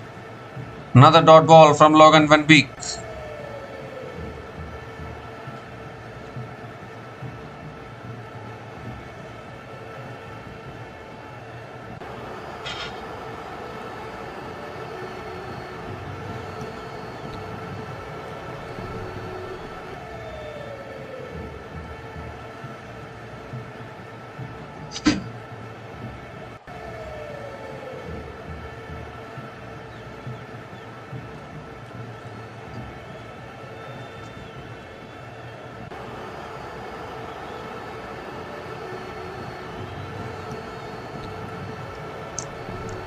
The third ball of the over coming up.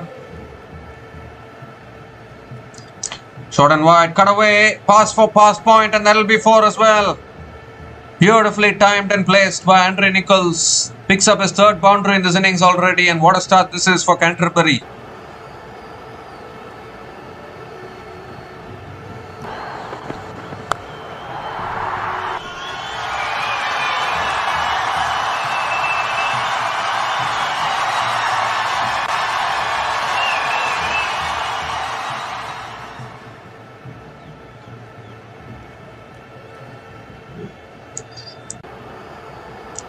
Three more deliveries left in this over. Oh, goes for the pull again. But missing it completely. Another dot ball from Logan Van Beek.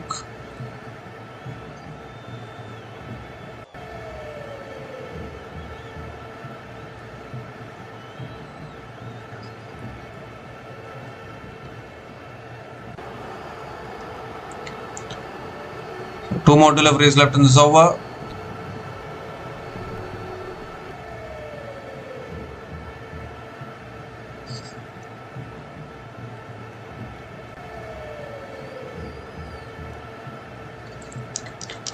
Goes for a scoop, gets it over the keeper, and that'll be 4 as well. Has all the shots, doesn't he, Henry Nichols? Can't set a field for those kind of shots. Straight over the keeper for 4. Outstanding batting here from Henry Nichols. Innovation at its best.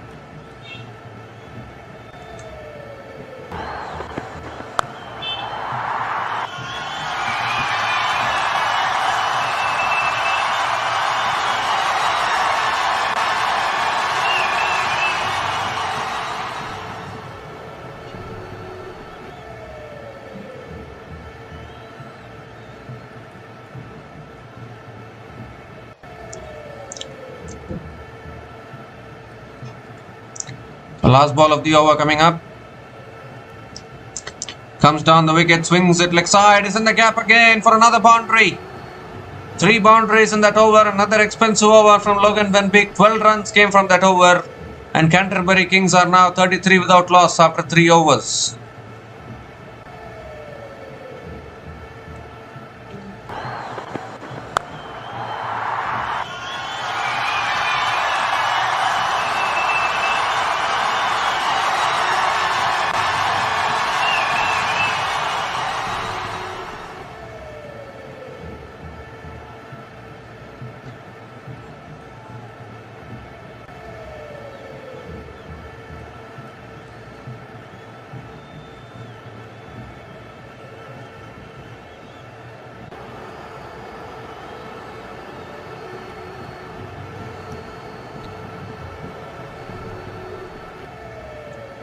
The current run rate is already 11 runs an over. Required run rate is only 8.59.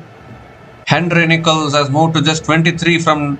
Henry Nichols has scored 23 runs from just 12 balls with 5 boundaries already at a strike rate of 191.67.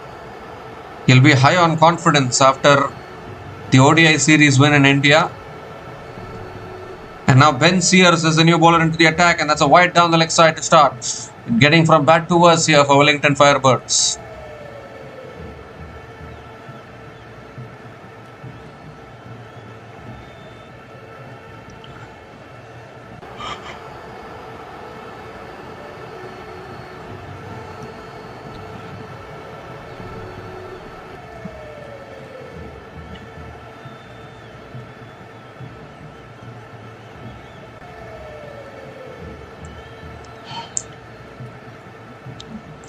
Oh, this time on the stumps, Andres Mario defends it towards covers. Another dot ball from Ben Sears.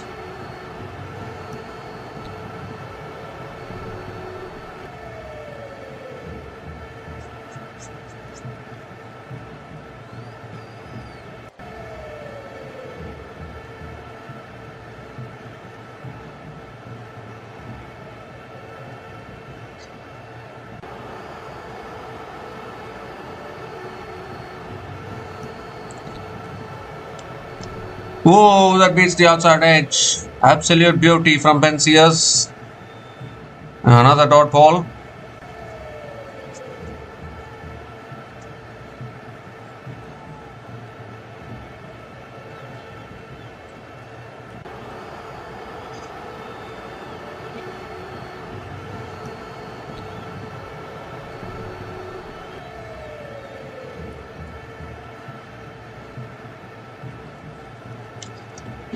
So 4 more deliveries left in this over. And Mario drives it away over the fielders, and that'll be 4 as well. Just used the pace a little bit there and got it over point. And Mario also picks up his 3rd boundary in this innings.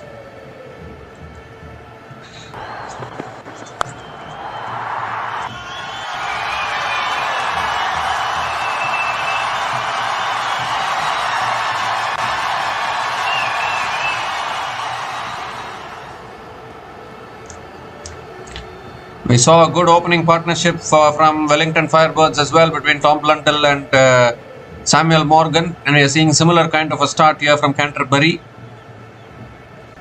Ooh, that extra bounce. Mario looking to flick it away, gets it on the pads, another dot ball.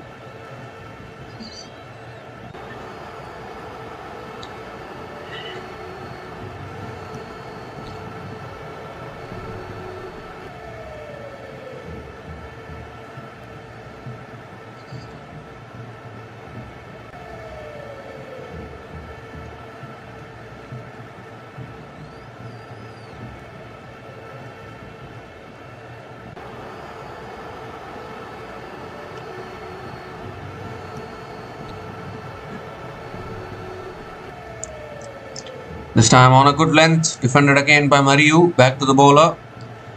Another dot ball from Ben Sears. Good over so far, just 5 runs from this over, still 1 ball left.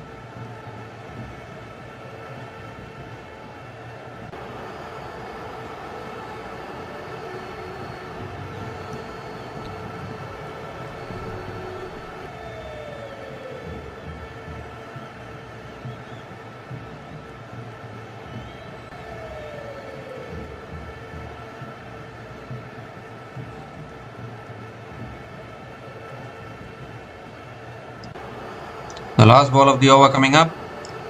It's a full delivery. He's gone for the try. A little bit of an inside edge. In the air. Oh! A really good effort at deep square leg.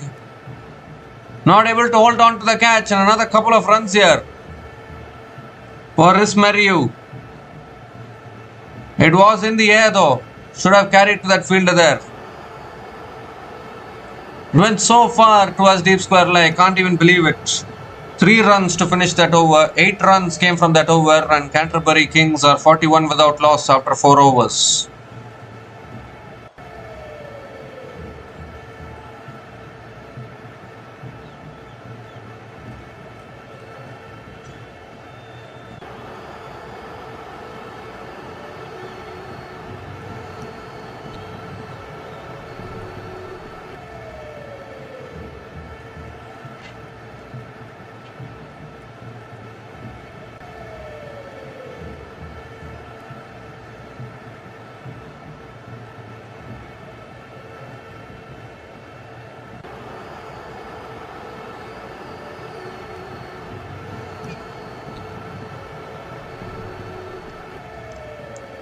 So James Hartshorn now back into the attack. And Mario looking to flick it away, gets it on the pads. Back at the bowler, another dot ball to start the over from James Hartshorn.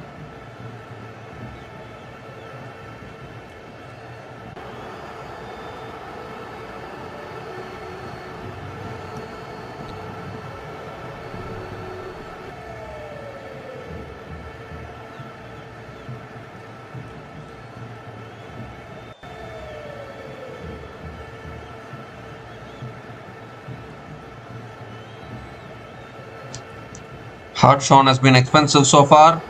It's flicked away beautifully in the gap, and that'll be 4. Raced across the outfield, and Mariu picks up another boundary here.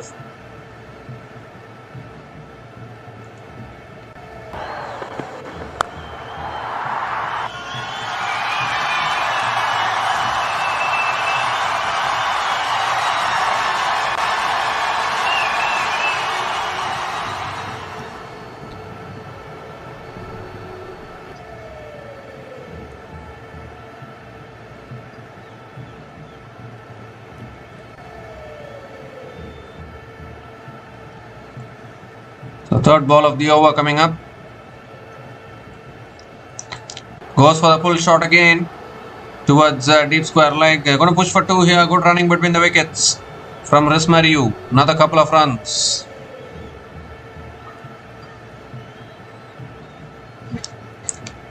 Wellington Firebirds, no need to give up yet. Still game is on. We saw yesterday how West Indies defended this kind of an equation against Afghanistan. So any time the game can turn, as they always say, it's never over until it's fully over.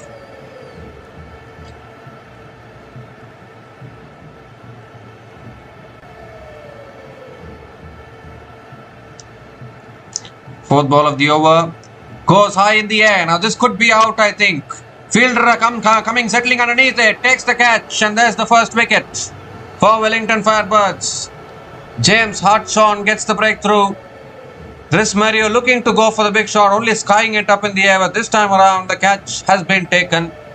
He was dropped of the last ball of the previous over. But this time it doesn't make a mistake, and much needed wicket for the Wellington Firebirds because the opening partnership was racing along. Henry Nicholls also batting well, Rismariu also batting well. And now Rismariu has been dismissed after scoring 23 runs from 16 balls. And Canterbury Kings are now 47 for 1 after 4.4 overs.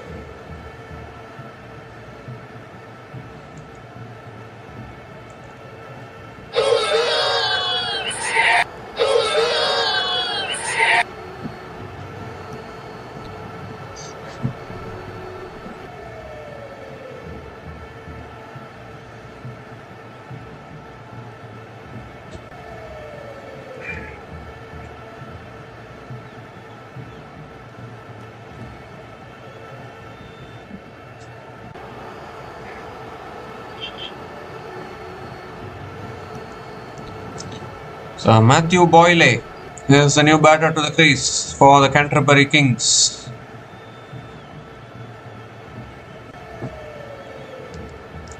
And 2 more deliveries left in this over.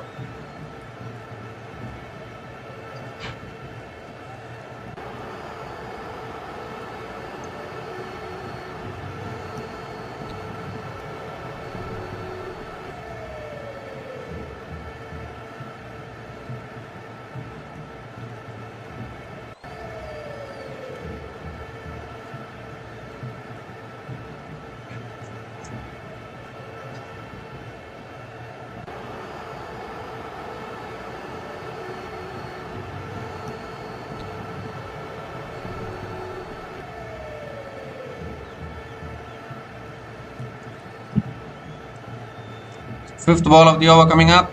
Oh, goes for the cut shot there. Matthew Boyle unable to make connection. Another dot ball from James Hartshorn.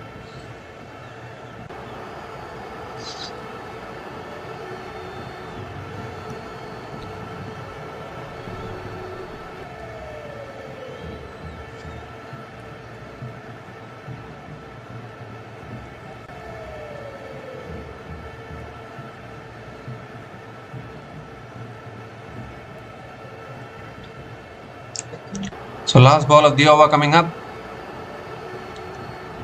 Oh, looking to go for the cut shot inside edge. Almost stopped it on.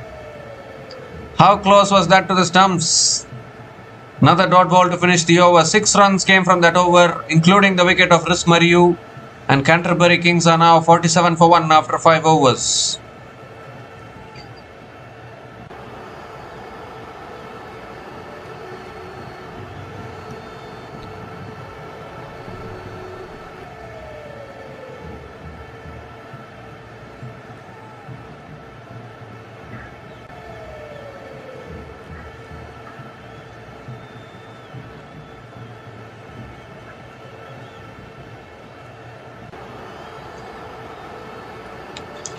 So 84% chance of rain, so in case even rain comes now, there will be a result because 5 overs have been bowled in the second innings.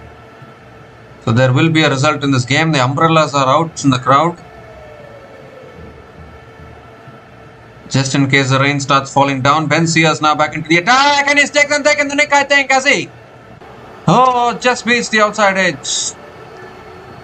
That could have been another huge wicket of Henry Nicholls there. Extra bounce carry as well, through to the keeper.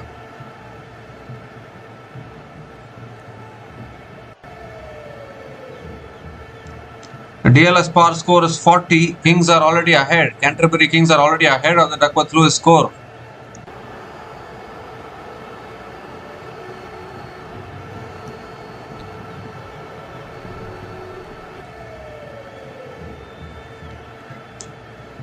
Second ball of the over coming up. That's it. Past the slips, past the third man fielder for 4. Henry Nichols picks up another boundary. That's just the rain starting to come down here. I think Canterbury Kings are well ahead now of the Duckworth-Lewis par score.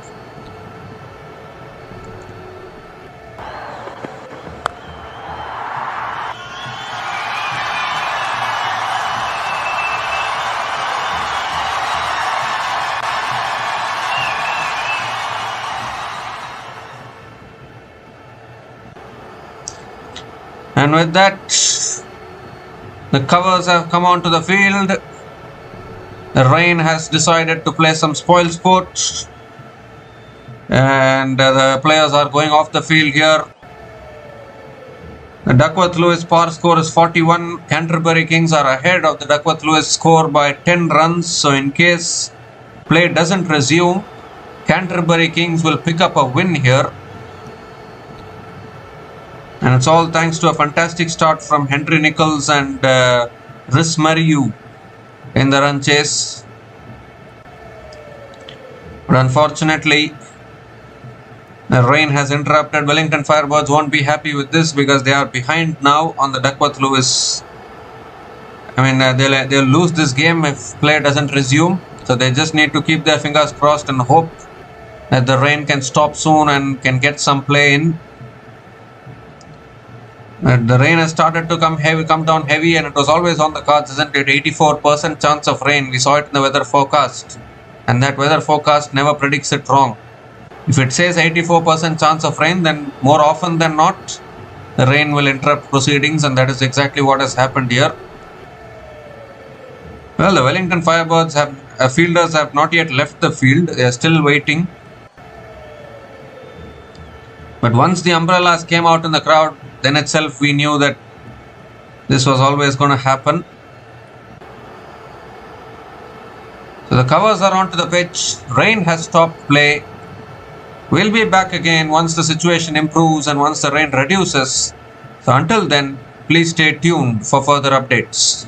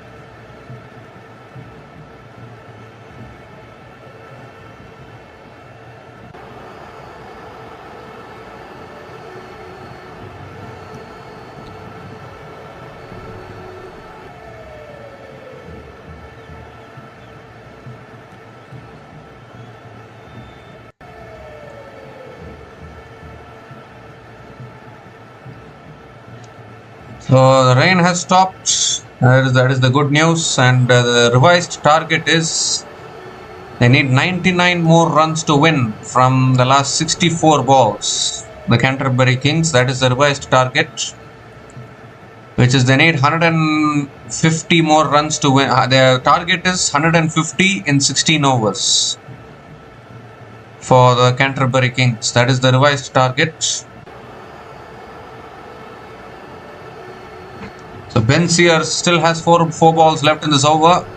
Henry Nicholls just hit a boundary. So 99 from 64 looks defendable. As far as you look at the equation, it looks much more defendable than 128 from 88 balls. So that is the revised target. 99 runs needed from 64 balls. It's still anybody's game is what I'm thinking.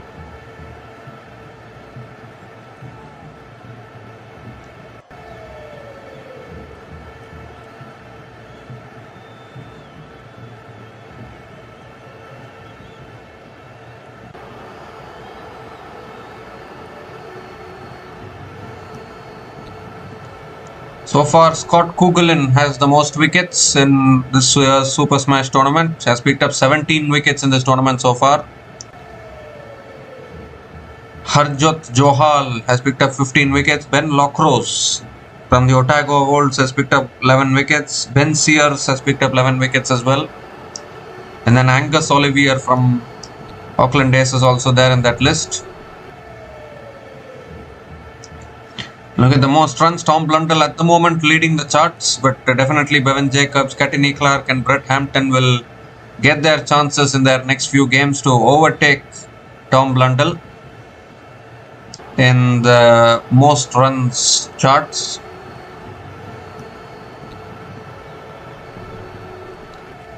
You guys keep following the scores. We'll be back again soon.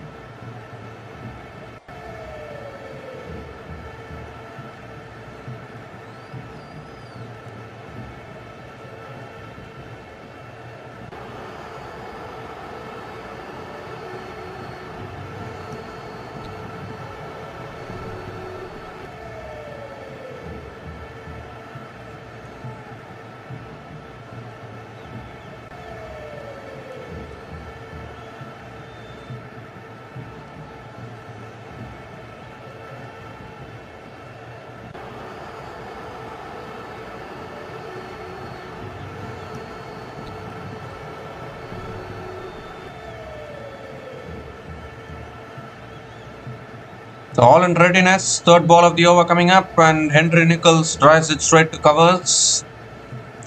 It's a dot ball again from Ben Sears. 99 needed from 63 balls. Required run rate 9.443 now. So maybe this little rain break, has it shifted the momentum? I don't know.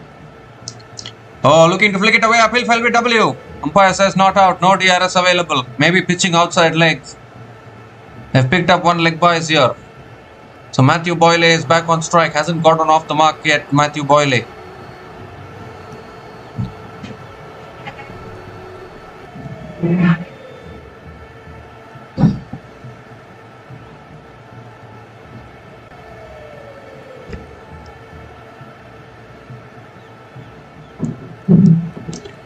Two more deliveries left in this over.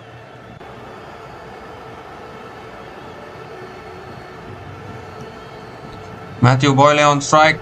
Oh, he goes offside. He's in the air. And it's taken. Is it? Yes, it is. For a catch. Diving forward at deep extra covers. And Matthew Boyle has to go. Fantastic catch. A fantastic catch. And the umpires are going to look at the fairness of the catch there.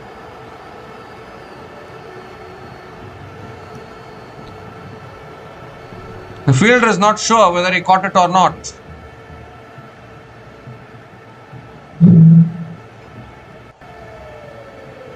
He's dived forward there. Oh, that is terrific, I think.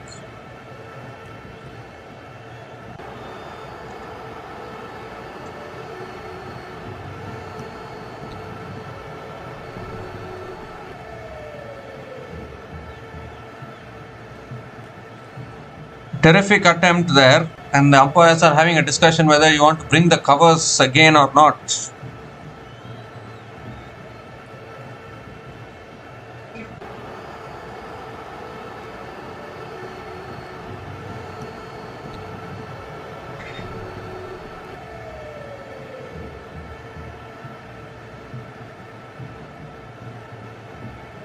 I think the ball has hit the ground there in all honesty, so that should be not out, I think.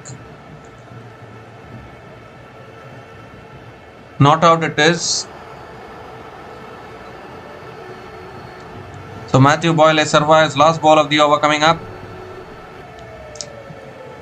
And Henry Nicholls drives it straight to point. Another dot ball to finish the over.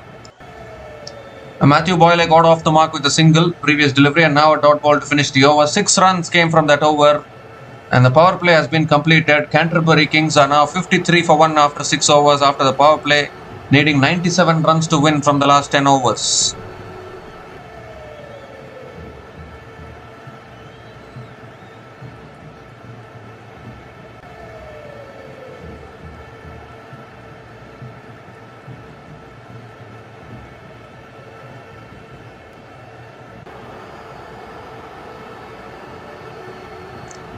So there's still some hope for Wellington Firebirds. Required run rate 9.70. 97 needed from the last 10 overs. So much better total to defend, I guess. And what are the umpires still discussing?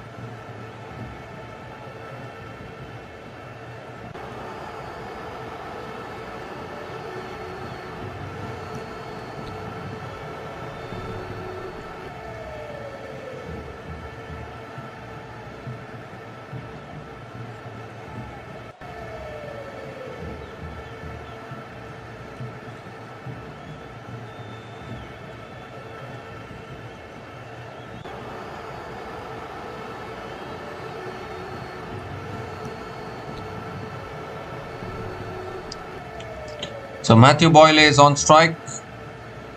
Lot of delay in play today. I'm not quite sure what is the reason for that.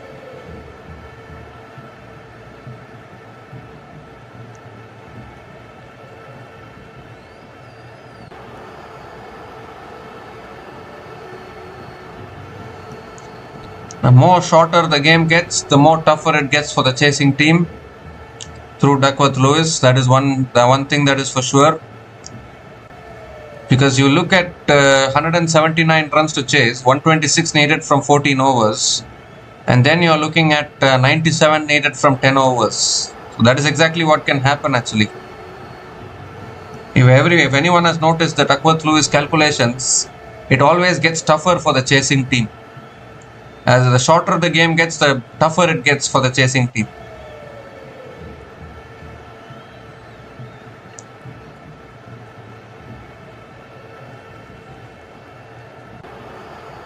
I hope they are calculating the over rate. Actually, this is too slow actually from Wellington Firebirds. Too slow. You need to fast. You need to do the things fast. So much delay in play is not good.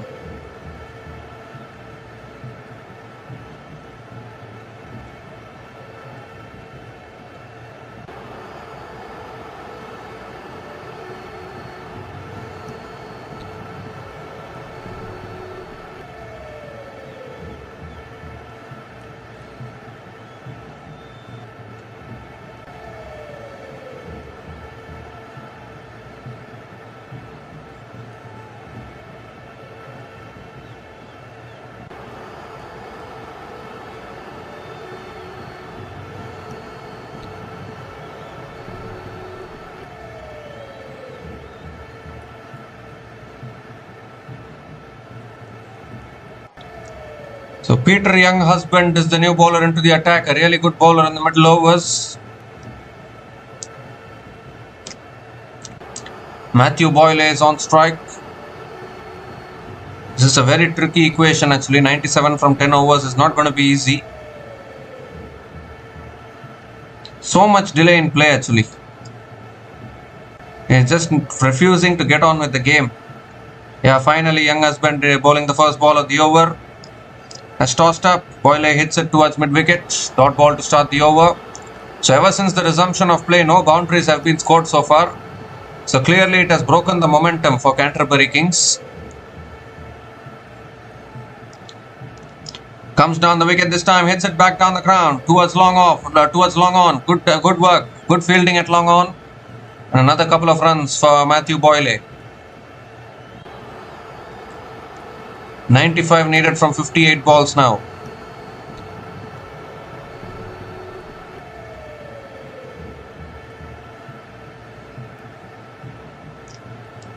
Third ball of the over coming up.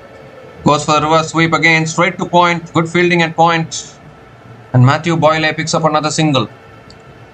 Henry Nicholls is back on strike. He's the set batter. Has scored 27 from 17 balls with 6 boundaries to his innings.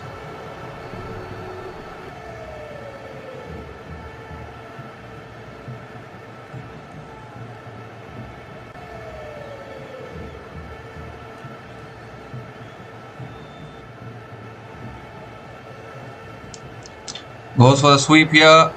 Henry Nicholls sweeps it towards deep square leg and picks up another single. This is turning out to get more interesting now. Required run rate nearing 10 runs and over. This is the thing about these run chases. This is the fascinating thing about these kind of run chases. Before you know, the required run rate will climb up so high. Goes for the sweep again. Down towards fine leg. Looking for the single here. And they'll get it. So 5 runs have come from this over. Still 1 ball left. Really good over. He bowls really well, does Peter Young husband.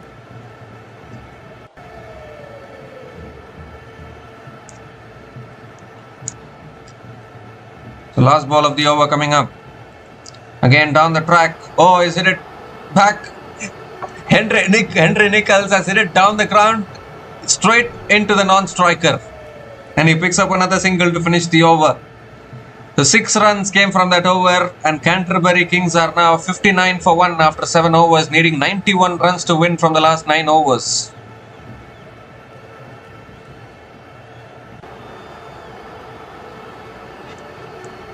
The non-striker stopping a boundary there. He became a fielder for once, Matthew Boyle. But a really good over actually. Young husband has been extremely impressive in this tournament so far. Absolutely brilliant for the Wellington Firebirds. Whenever the team has needed him, he has always picked up wickets or bowled economically. And now Oscar Jackson is the new bowler into the attack for the Wellington Firebirds. Played a crucial knock towards the end of the innings with the bat. And now has a chance to pick up a few wickets with the ball here and try and put more pressure on Canterbury.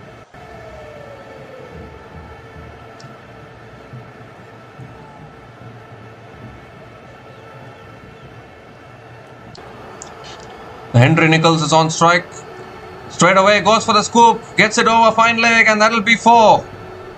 Innovation at its best. Moved across to the off stump. He's so good at the paddle shots, the sweep shot, the scoop shots. And starts the over with a boundary. Much needed boundary for Canterbury Kings.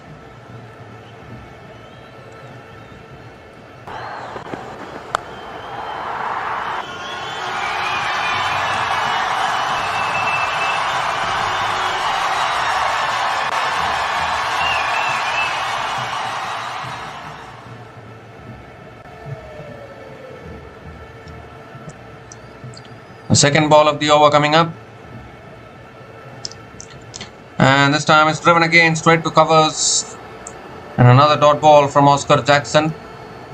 Required run rate has now gone up to 10.04. And that is what is making this run chase even more interesting. Well, yesterday we saw Afghanistan against West Indies. We saw that run chase. How West Indies made a comeback and won that game. Afghanistan were bossing the run chase at one point, but the game completely turned on its head. These things can happen in this format. That's full and on the pads, flicked away by Henry Nichols towards deep square leg and picks up another single. Matthew Boyle is back on strike.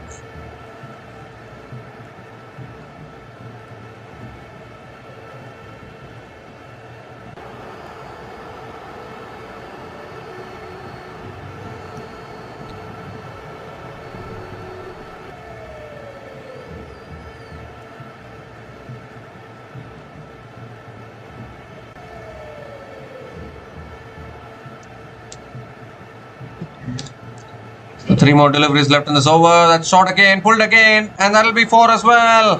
Found the gap beautifully, Matthew Boyle. Second boundary in this over, and this is a big over for Canterbury at the moment. 9 runs from this over already, still 2 balls left.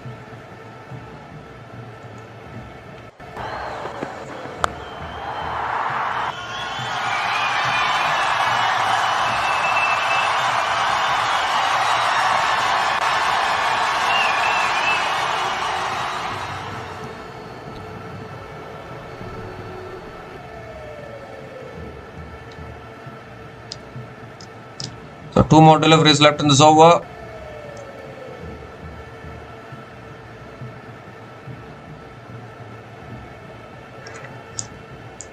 The 5th ball of the over coming up.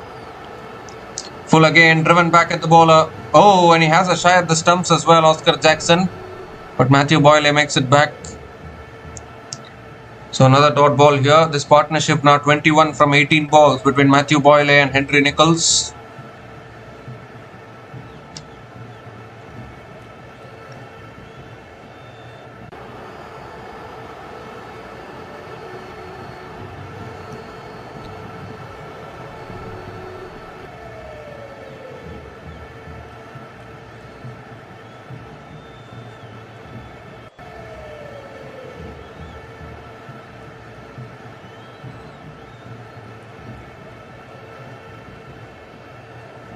Well, they are having a look at the run out actually. It's a run out check here. Oh my goodness, I think Matthew Boyle is looking to avoid that throw from Oscar Jackson. You need to look at the side arm angle there.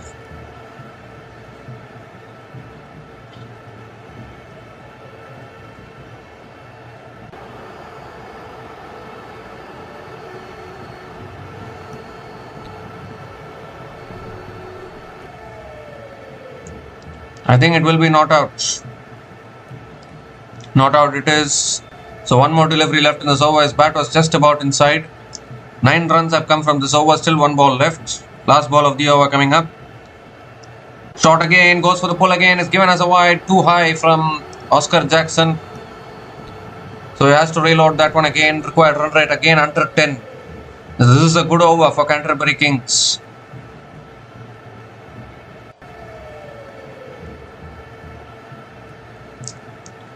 Ten runs have come from this over. Still 1 ball left. First bouncer for the over as well for Oscar Jackson.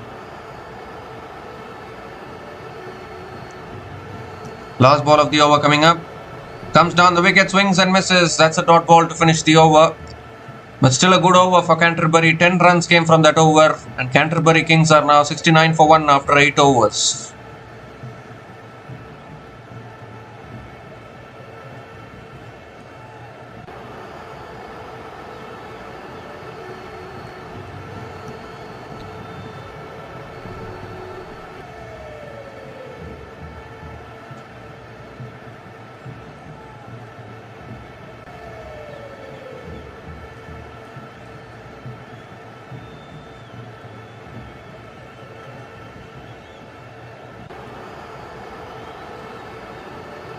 So Peter Younghusband back into the attack, and that's swung away leg side. Beats deep mid wicket for 4. Goodness me. That should have been stopped by that fielder at deep mid wicket, but he's let it go through. And again a boundary to start the over here from Henry Nicholls.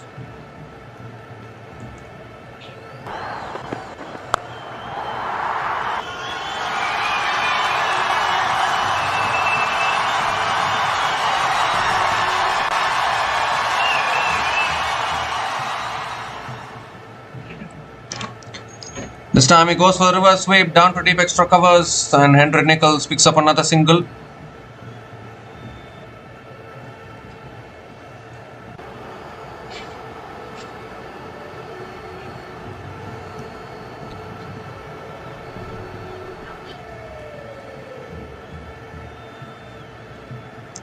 Third ball of the over coming up. Matthew Boyle again comes down the wicket, hits it down the ground to long on, and picks up another single.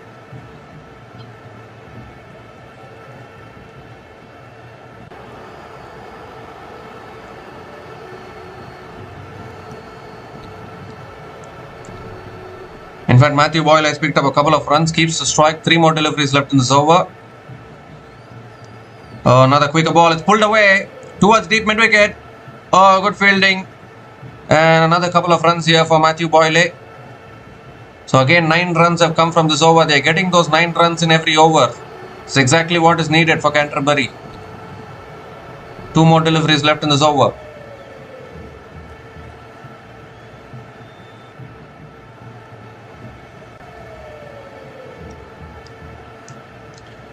Goes for the sweep again, down towards deep mid wicket, and Matthew Boyle picks up another single.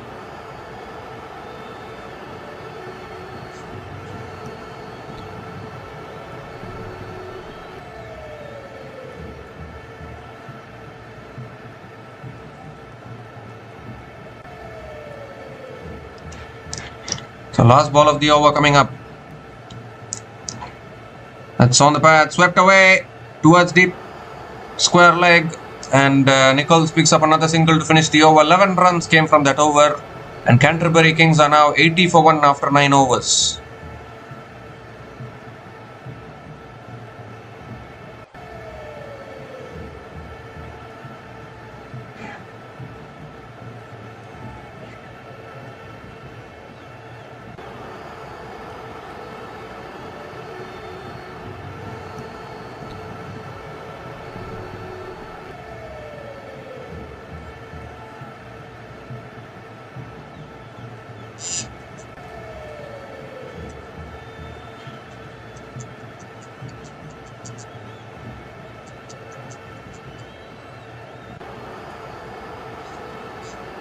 Logan Van Beek is back into the attack now for the Wellington Firebirds.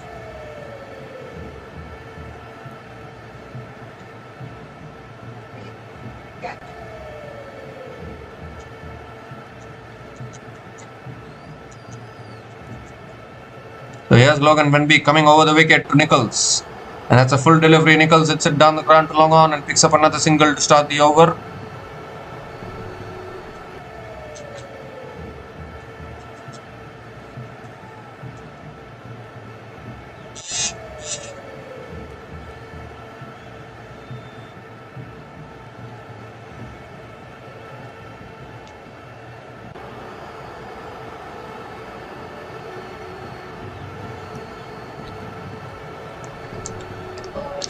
So Matthew Boyle is back on strike. Second ball of the over coming up. Oh, that's short and that's pulled away. And over deep mid wicket for 6. Matthew Boyle with an important 6 there. in the context of this game for Canterbury. The slow ball, and he picked the slow ball really well, deposits it over deep mid wicket. And maybe that will release some pressure for Canterbury Kings.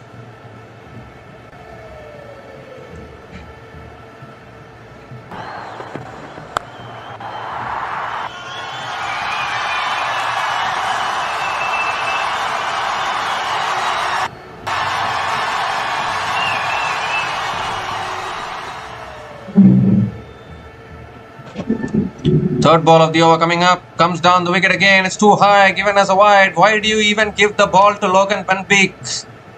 Is my big question to Wellington Firebirds. He has never delivered this season, particularly in these crunch moments with the ball.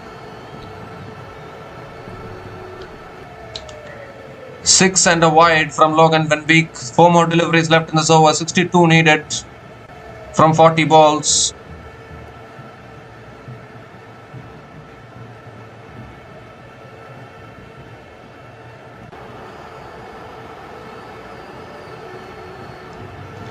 That's driven down the ground towards long off, and Matthew Boyle picks up another single.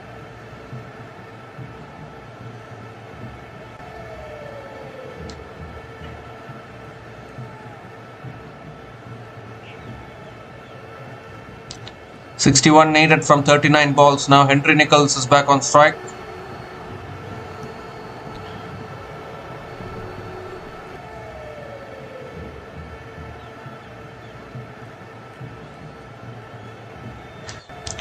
This time full again, driven back to the bowler by Henry Nicholls. Another dot ball here from Van Beek. Can he get out of this over well?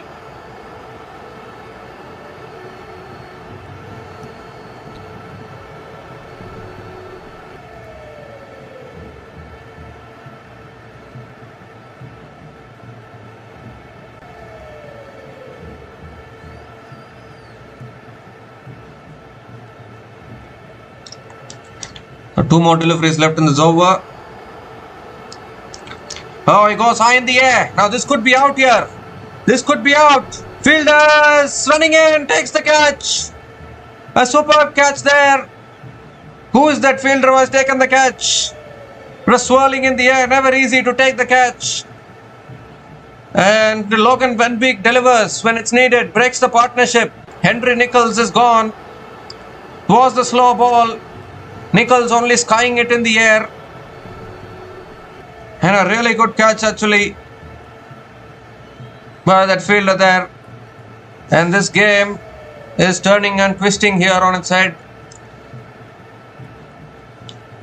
After conceding the 6, a good comeback from Logan Van Beek. Henry Nicholls is out. Nick Kelly taking the catch actually. Henry Nicholls is gone after scoring 41 runs from 28 balls, and Canterbury Kings are now 89 for 2 after 9.5 overs.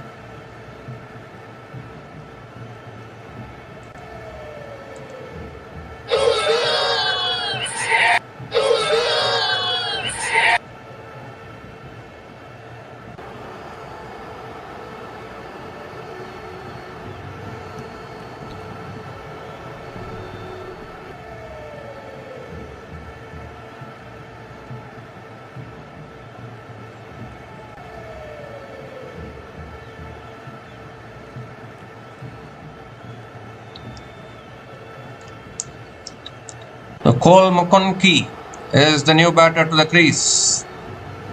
The captain of the Canterbury Kings making his way out to the middle. 61 needed from 37 balls now.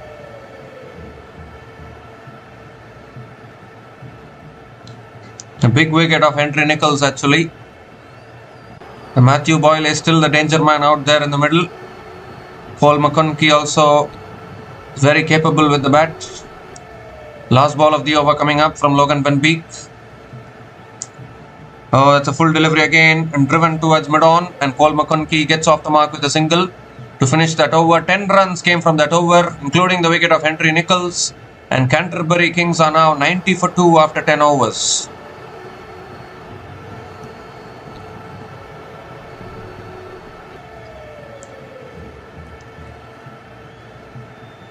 Well, if it had been a full 20 over game, then Canterbury Kings would have needed 89 more runs to win from the last 10 overs. A Duckworth-Lewis shortened game, 60 runs needed from the last 6 overs is looking much more tricky. A required run rate of 10 again. 1 or 2 good overs for Wellington Firebirds and they can sense a victory here. Although still a lot of work to do. And Ben Sears is back into the attack now, into his 3rd over. Has figures of none for 13 in his 2 overs so far.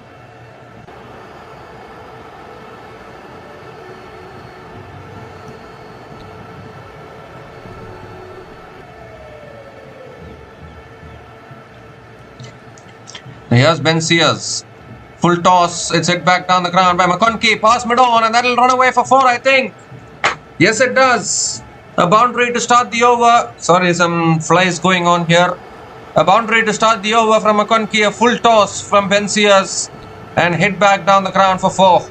That'll make them feel a lot better.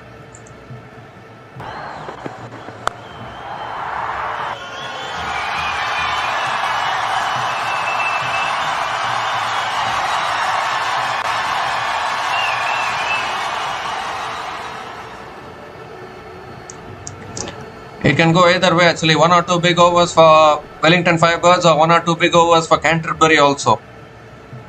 Second ball of the over. Oh, swings and misses. Dot ball from Ben Sears.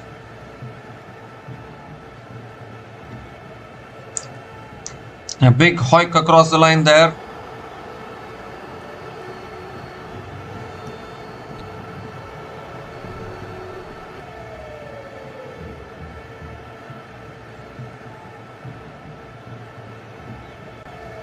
Wellington Firebirds will be thinking to themselves, if only they had accelerated a little bit more in the middle overs, they could have gotten to a bigger total, but it doesn't matter. It seems a slow ball has chipped it back to the bowler here called McConkie, and there's another wicket goes down. Ben Sears strikes. Oh my goodness, what a game this is turning out to be. Every time a boundary is being hit, it looks as though Canterbury are in control. I mean, that's all you need, isn't it? 1 or 2 boundaries here and there, it turns the game in favor of the chasing team. But then, once again, Ben Sears striking back. The slow ball has done the trick. McConkie just chipping it in the air and simple catch for Ben Sears, caught and bowled. And another twist here. Cole McConkie is out after scoring 5 runs from 4 balls. Canterbury Kings are now 94 for 3 after 10.3 overs.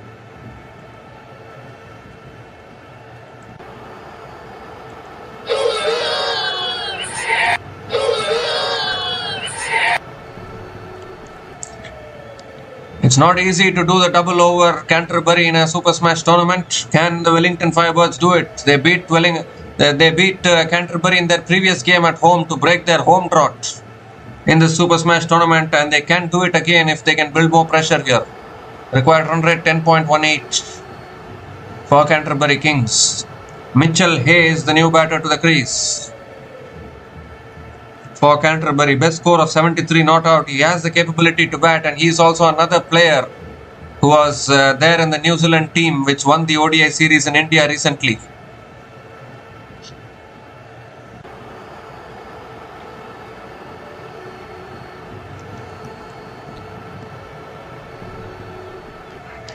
So 3 more deliveries left in this over. 4th ball of the over coming up. And Mitchell Hay drives it straight to covers. And another dot ball from Ben Sears. Required run rate now suddenly 10.50. And this is exactly what can happen. Another wicket or 2 here. You never know. And this is exactly what happened to the Wellington Firebirds innings also. An opening partnership of 118 runs. And then suddenly the game turned on its head after the openers got out. The pressure was building. The middle overs, they slowed down. These kind of things can happen. Oh, it's a good Yorker again. Mitchell Hay flicks it away. They're going to push for 2, I think. No, they are not. Just a single. Mitchell Hay gets off the mark with the single. So excellent comeback from Ben Sears after conceding the boundary of the first ball of this over. Just conceding 5 runs in this over so far. Can he finish this over well? Matthew Boyle is back on strike.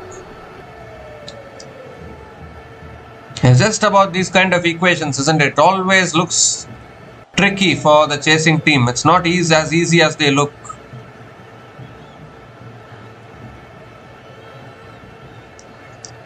The last ball of the over coming up. Matthew Boyle on strike. Oh, he goes high in the air. Now this could be another wicket here. Fielder coming underneath it. Takes the catch. There's another one. Another set batter is walking back. 2 wickets in the over for Ben Sears. And is this the over that turns the game in favour of Wellington Firebirds? Completely mistimed it there, Matthew Boyle. He was another set batter at the crease. And is hauled out at long on. What is this? What is happening here suddenly? 4 down and 2 new batters will be at the crease with still 55 needed from the last 5 overs. A required run rate of 11. What an over from Ben Sears. Matthew Boyle out after scoring 21 from 16 balls, and Canterbury Kings are now 95 for 4 after 11 overs.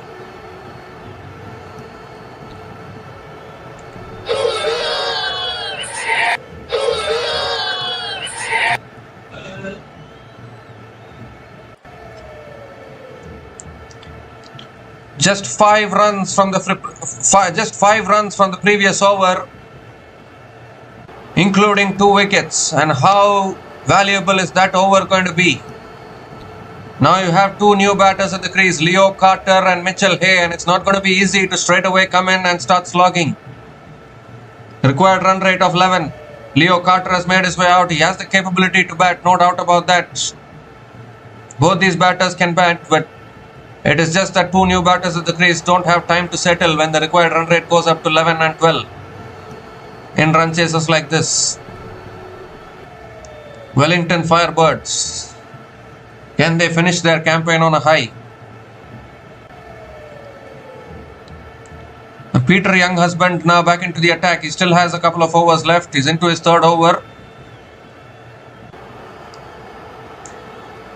And this is going to be a big over for both these teams in the context in the context of this game. It is a huge over.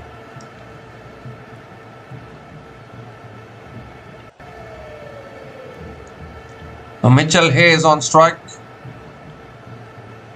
From Canterbury point of view, you don't want to lose another wicket here. Here's Younghusband. Mitchell Hay on strike. Quicker delivery. Younghusband punches. Mitchell Hay punches it down the ground to long on and picks up another single to start the over. Leo Carter now back on strike. And that's the thing about the 2 new batters at the crease now. It's not going to be easy. And that is where I think Matthew Boyle, he should have taken a little bit of responsibility. That shot was not needed at that stage. You know that you are the set batter at the crease. You need to look to stay till the end in the run chases like this. You gift your wicket like that, you give the opposition a sniff. Second ball of the over coming up. Oh, goes for a sweep. It's gone through the keeper. More runs here. They'll pick up 2. 2 boys it is. Younghusband obviously disappointed. Sloppy work there by the keeper. That should have been a dot ball. Every run is valuable at this stage. That ball kept low. It even deceived the keeper there. Goodness gracious me. In fact, it's been given as runs off the bat actually. Leo Carter off the mark with a couple of runs.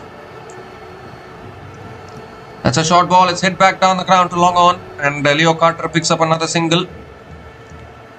Can understand the frustration of Younghusband there because every run is valuable. You don't want to concede extra runs at this stage. 51 needed from 27. It's looking a little tough but still gettable for the chasing team.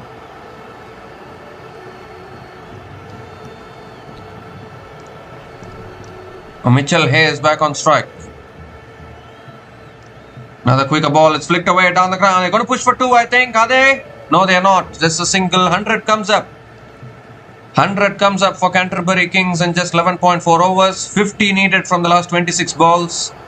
The original equation, according to the original equation, it would have been 79 needed from 50 balls. That looks much better for the chasing team in all honesty. 50 needed from 26 balls looks a little bit more tight. Leo Carter on strike. Comes down the wicket, pulls it away leg side. I don't think it won't go for 4. Fielder coming in does well, and Leo Carter picks up another single. This has been an excellent over from Peter Young husband. Just 6 runs coming from this over. Still 1 ball left. What a game we are having on our hands here. 4 overs, 40 plus needed.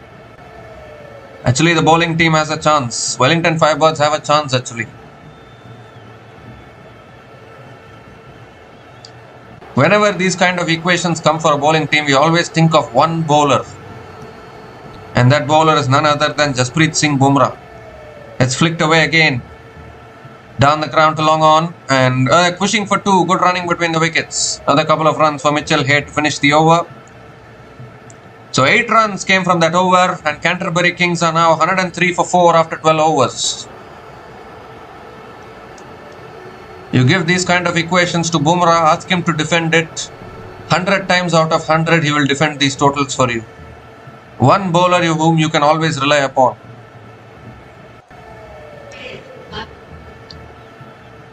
Defending these totals is Bumrah's speciality. That is why he is one of the best bowlers in the world.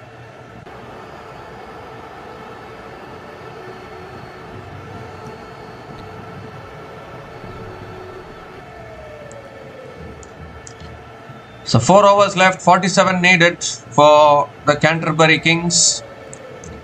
Required run rate of 11.75. We just get a feeling that the next couple of overs will decide the outcome of this game, I think.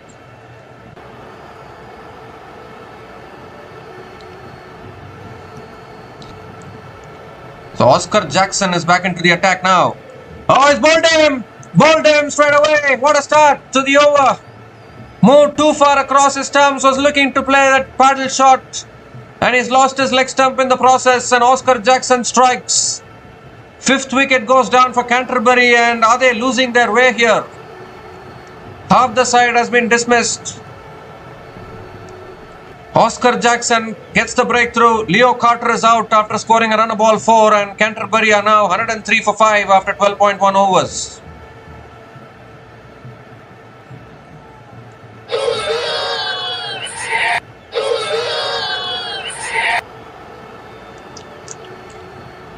The good thing about the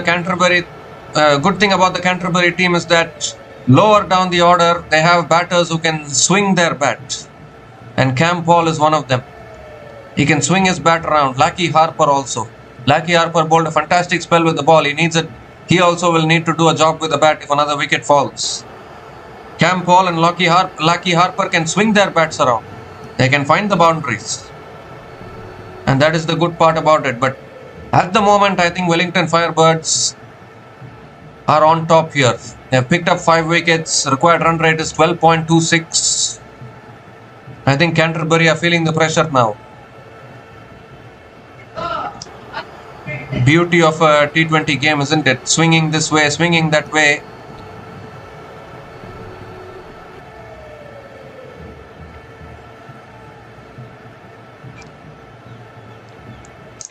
Second ball of the over coming up. Another full delivery. Cam Paul drives it down the ground to long on, and will get off the mark with a single as well. So Mitchell Hay is back on strike. Required run rate 12.55.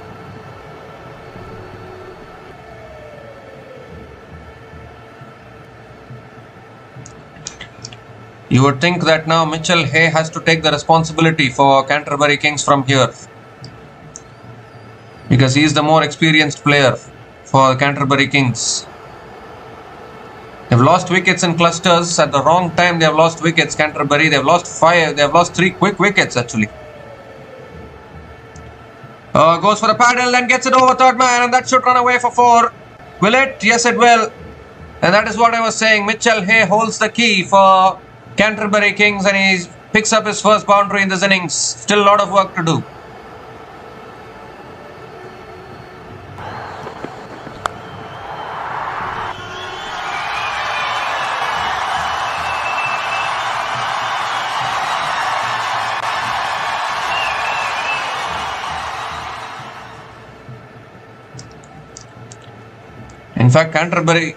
In fact, Canterbury Kings have lost 4 wickets in quick succession in the last 5 overs. And that is where they are feeling the pressure now. And Wellington Firebirds looking for the wicket of Mitchell Hay here. That's pulled away by Mitchell Hay down towards deep square leg. They're going to push for 2, I think. Coming back for the second. And that's good running between the wickets. Another couple of runs for Mitchell Hay. 40 needed from 20 now.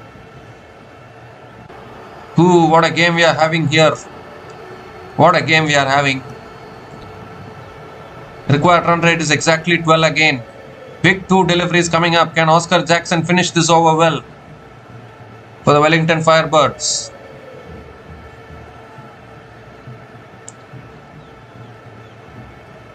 Fifth ball of the over coming up.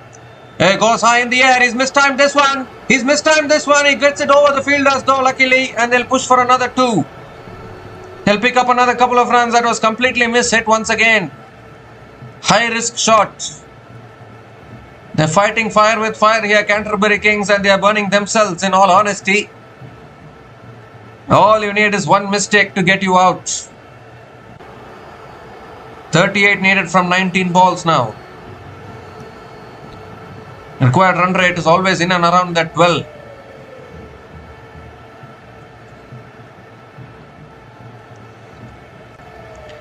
A big delivery coming up here from Oscar Jackson. Last ball of the over. Oh, goes for the cut shot. It should be given as a wide, I think. No, it's not given as a wide. It's not given as a wide. That was very touch and go. It's given as a dot ball. So 9 runs came from that over, including the wicket of Leo Carter. And Canterbury Kings are now 112 for 5 after 13 overs.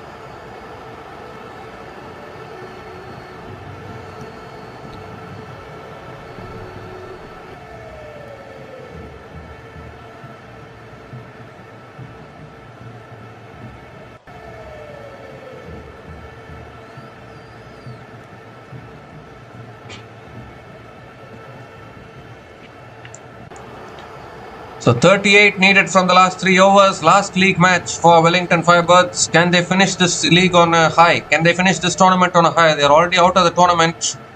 They can't qualify for the playoffs, but at least they can take something out of this. Try and do the double over Canterbury. Cam Paul is on strike. Ben Sears has bowled really well. Picked up 2 wickets in the same over. In his previous over. But it's still not over yet. Both these batters can swing their bats around. And that is exactly what he does. That's sliced away for 4. Cam Paul. Oh no, the fielder comes around at deep extra covers. And Cam Paul picks up another couple of runs. So 36 needed from 17 balls now.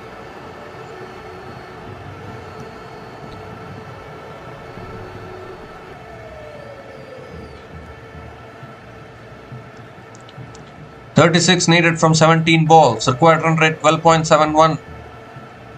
The batters bat with only one intention at this stage. Find the boundaries.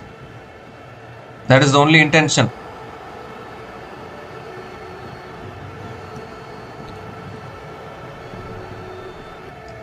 Second ball of the over. He's gone big, leg side. Fielder there, taken. Another one. Another wicket goes. Ben Sears again. Picks up another wicket. Cam Paul has holed out at deep mid wicket. And the 6th wicket goes down for Canterbury Kings. They're losing their way here, are they? Simplest of catches at deep mid wicket. And how have they collapsed here? Canterbury, they've collapsed big time.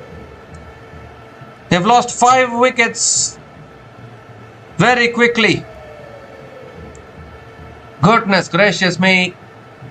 How a game can turn and twist in T20 cricket. We saw it yesterday with Afghanistan versus West Indies. We are seeing it now with Canterbury Kings as well. Cam Paul is out for a run ball 3 and Canterbury Kings in a little bit of trouble here. 114 for 6 after 13.2 overs.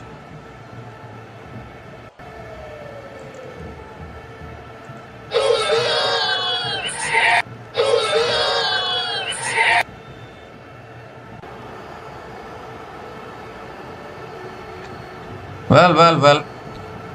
Absolutely unbelievable. But I'd always said 99 needed from 64 balls was the equation once the play resumed. And I said that was a very, very tricky equation. From 89 for 1. Canterbury Kings have gotten themselves to 114 for 6. They've lost 5 wickets in the space of 25 runs. And that is exactly what can happen. Lackey Harper is the new batter to the crease and probably now the last recognized batting pair for Canterbury Kings in this run chase.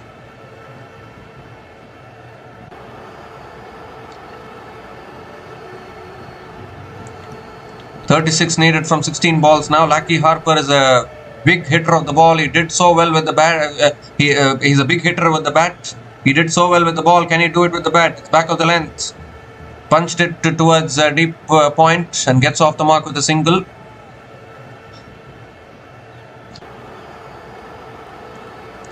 What a game we are having on our hands here.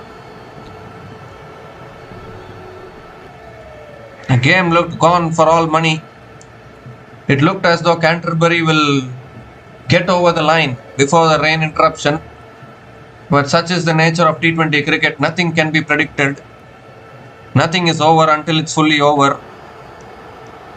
As Mitchell Hay goes down the ground, just clears mid-off, and they'll pick up another couple of runs here. Yes, another couple of runs. Mitchell Hay keeps the strike.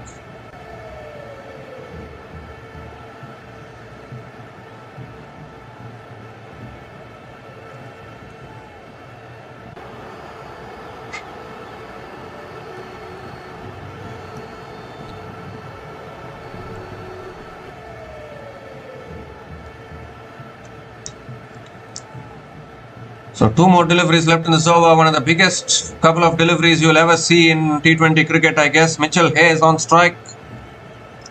And he's got it leg side. Again, 1 bounce to deep mid-wicket. Good fielding at deep mid-wicket. And Mitchell Hay will pick up another couple of runs. So still can't find the boundaries here. Only 7 runs coming from this over is a good result as far as Wellington Firebirds are concerned. You still need 31 from 13 balls. The penultimate over will be a huge over, I guess, in the context of this game.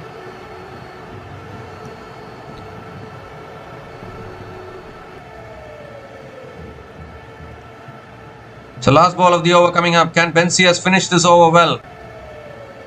Mitchell Hay on strike. Oh, he gets the top edge. It's in the air. And it's taken. Another wicket goes down. It's been that kind of day, I think, for Canterbury. They've just lost wickets at the wrong time. And they lose another wicket here. And Wellington Firebirds are now favourites to win this, I think. He got it high on the bat there, Mitchell Hay. And a simple catch at mid-off. What a spell this has been from Ben Sears. Surely my player of the match for tonight should be Ben Sears for sure. Picks up his 4th wicket. Again 2 wickets in the over. And Mitchell Hay is gone after scoring 17 runs from 12 balls. And Canterbury Kings now almost done, I think. 119 for 7 after 14 overs.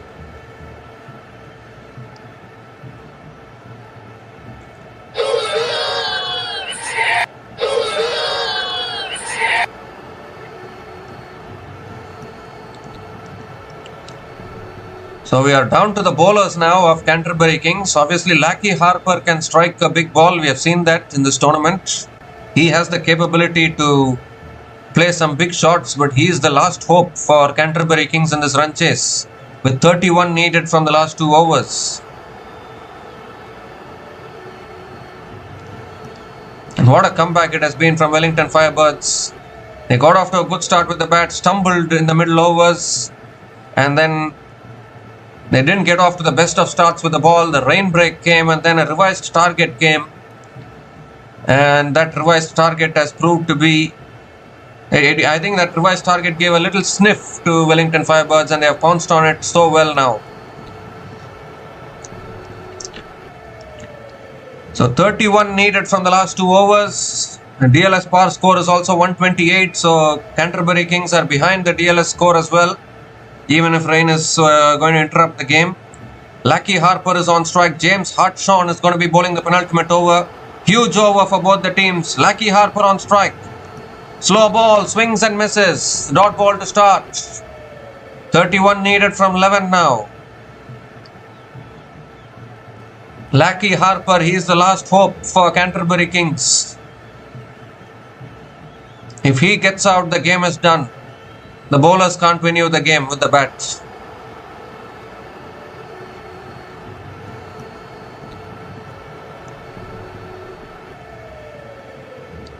.31 needed from 11. You have to clear the boundary if you're Lackey Harper.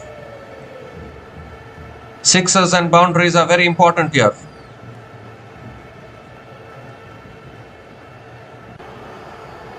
Second ball of the over coming up. He goes down the ground. He's got that one. He's got that one. Out of the ground for 6. That is what was needed. Much needed 6 for Canterbury Kings. It was in the slot from James Hartshorn. And I told you that Lackey Harper can play these shots. He is the last hope for Canterbury today.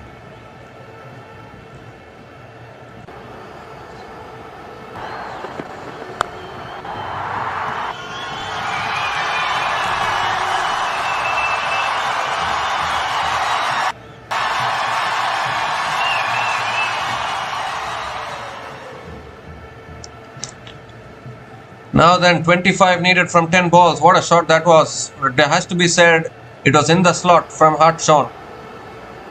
And we bowl it in the slot at this stage. Batters are looking to clear the boundary. Still the DLS par score is 131. Still you need another 6 to equal with the par score. Third ball of the over coming up.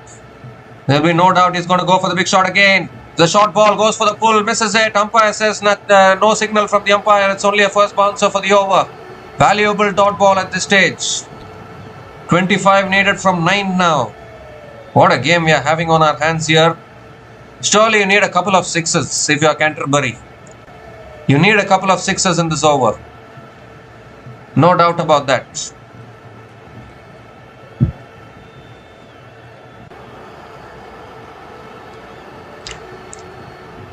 As long as the ball doesn't go for 4 or a 6, I think Wellington are happy with it. Fourth ball of the over coming up. He goes again. It's high in the air. I don't think he's got this one. He clears the field though. Will surely look to pick up a couple of runs and they'll get it. Couple of runs for Lackey Harper. 23 now needed from 8 balls, and this is the problem. He doesn't have support at the other end. Ronak Kapoor is not a big hitter. So Lackey Harper has to do all this by himself, and it's not going to be easy.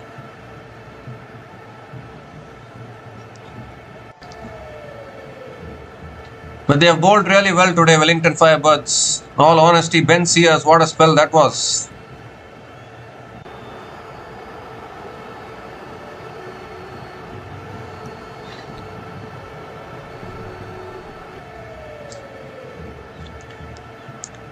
Now 2 more deliveries left in this over. Big deliveries coming up here for both the teams.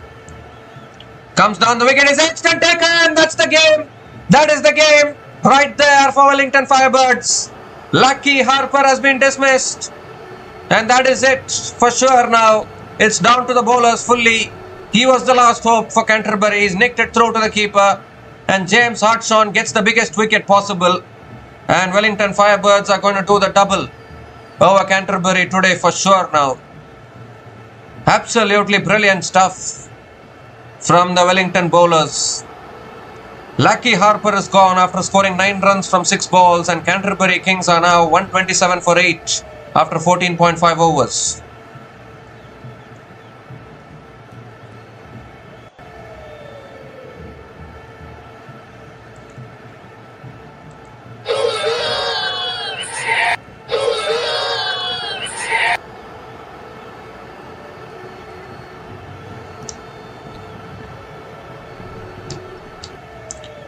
So Travis Muller is the new batter to the crease for Canterbury Kings. 23 needed from 7 balls. But that could be the game right there. Wicket of Lackey Harper. As just mentioning, he is the last hope for Canterbury in this situation. He has nicked it through to the keeper. And with 23 still needed from 7 balls, it's looking really tough now for Canterbury. This has been a serious comeback from Wellington Firebirds. They've had a miserable tournament so far, but the last 2 games of their group stage to do the double over Canterbury will give them a lot of confidence, even though they are going to be out of the tournament. It's only their third win if they win this.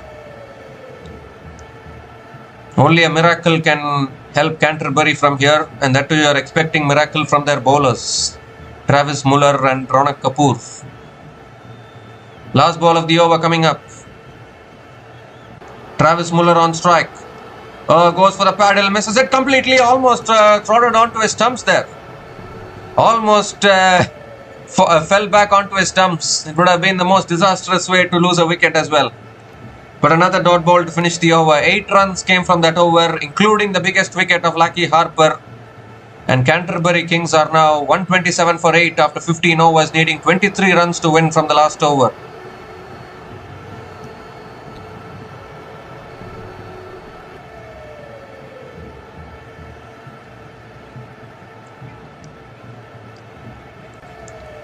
Well, I had already mentioned it. I had already mentioned that 99 runs to win from 64 balls looks a much more defendable target compared to the original equation. Before the resumption of play, I had said it.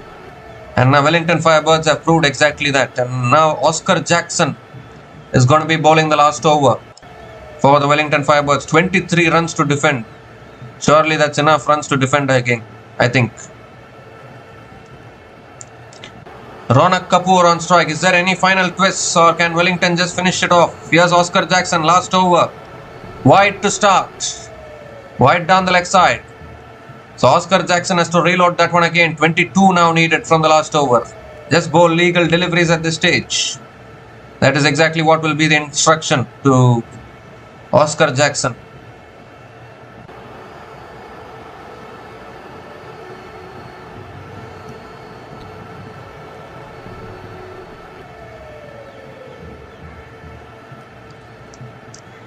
Here comes Oscar Jackson again. Ronak Kapoor on strike.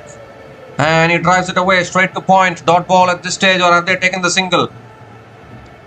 They have taken the single. So Travis Muller is back on strike. 21 needed from 5 balls now.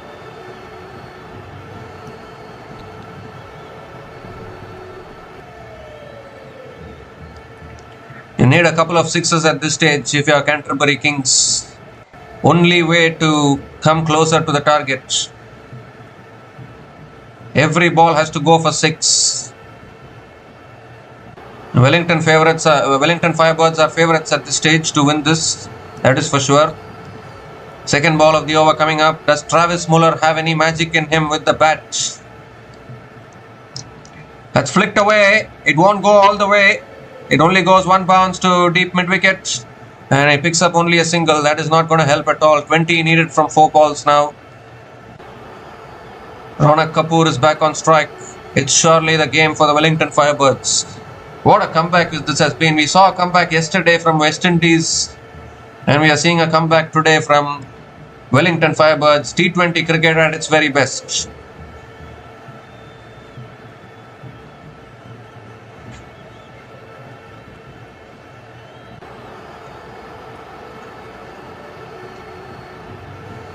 Again, Canterbury Kings were cruising along in this run chase. Suddenly, they just lost their way. That's a wide down the leg side. Oh my God, Oscar Jackson. His teammates will be telling him, why are you bowling wides at this stage? 19 now needed from 4 balls. Just bowl it on the stumps. Let them score the runs. 20 needed from 4 balls. The pressure is on the chasing team to hit a 6. Pressure is not on the bowling team. Just bowl it on the stumps. Bowl a legal delivery. Why do you bowl wides at this stage and concede extra runs? Third ball of the over coming up again. Ronak Kapoor can only hit it along the ground. Only hits it along the ground to covers. Another single. That's not helping at all. Now 3 sixes and 3 balls needed for Canterbury Kings to win this. 18 runs needed from 3 balls. It's just 3 sixes. Anything short of a 6, Wellington Firebirds are doing the double over the Canterbury Kings in this tournament.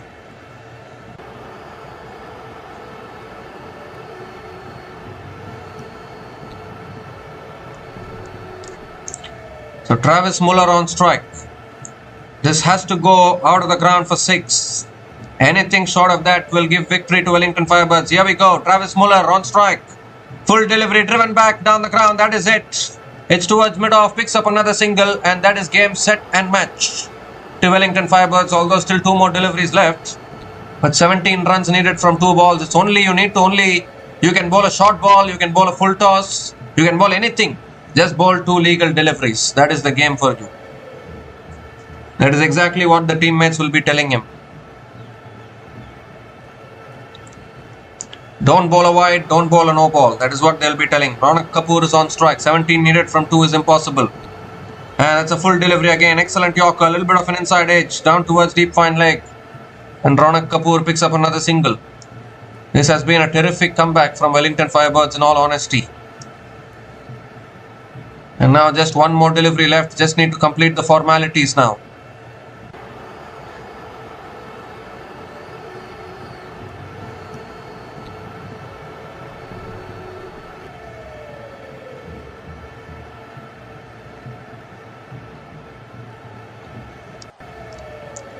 The last ball of the match. Travis Muller is on strike. Oh, he goes over the top. Travis Muller hasn't timed it well. It lands safely. It's towards deep extra covers. They'll push for 2, but it doesn't matter because it's the Wellington Firebirds who have managed to win this game. The terrific win for them. Oscar Jackson.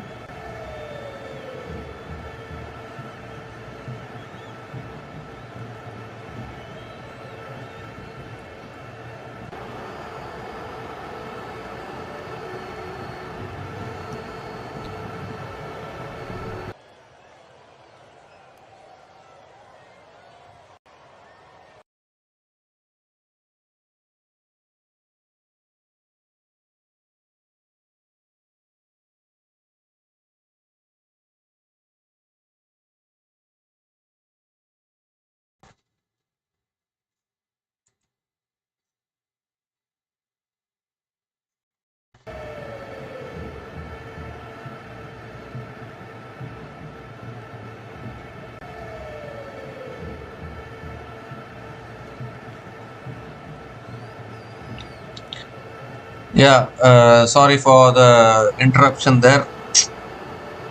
So the Wellington Firebirds have managed to win this game by 13 runs, an outstanding comeback from them. They have won this match by 13 runs according to the Duckworth-Lewis method. A huge collapse from Canterbury Kings meant that they have fallen short of the target. And in the end, an outstanding comeback from Wellington Firebirds. Oscar Jackson has done the job in the last over. He was given the job to defend 23 runs. He did it. But I guess the Canterbury Kings, they were looking good actually to chase it down. They were 89 for 1 at one stage after 9.4 overs. And at that situation, it looked as though the Canterbury Kings will get over the line. But from there, from 89 for 1 to 127 for 8, there was a huge collapse actually. They lost 6 wickets. In fact, they lost 7 wickets for just 38 runs. And that is where I think the game shifted. And in the end, the Wellington Firebirds managing to get over the line. So, the Wellington Firebirds have done the double over the Canterbury Kings in this tournament. It's not been a good tournament for Wellington Firebirds overall if you see. But they have got 3 wins. They broke their home drought by winning at Wellington against this same opposition, and now they have beaten Canterbury Kings away from home as well. And this is going to be a huge setback for Canterbury Kings because it is their 4th defeat in this tournament, and they are still stuck in that 3rd position in the points table. So they'll need to do something to come back to winning ways. But as far as Wellington Firebirds are concerned, they are out of the tournament, but they have finished this tournament on a high. That is a very, very important thing. And the pick of the bowlers today for Wellington Firebirds was Ben Sears with his 4 for 25 in his 4 overs. James Hartshorn also picked up a couple of wickets, 2 for 25 in his 3 overs. Logan Van Beek with 1 for 32 in his 3 overs. And Oscar Jackson with 1 for 28 in his 3 overs as well. Peter Younghusband, none for 25 in his 3 overs. These are the bowling figures of the Wellington Firebirds bowlers today. So we'll just have a look at the final look at the points table.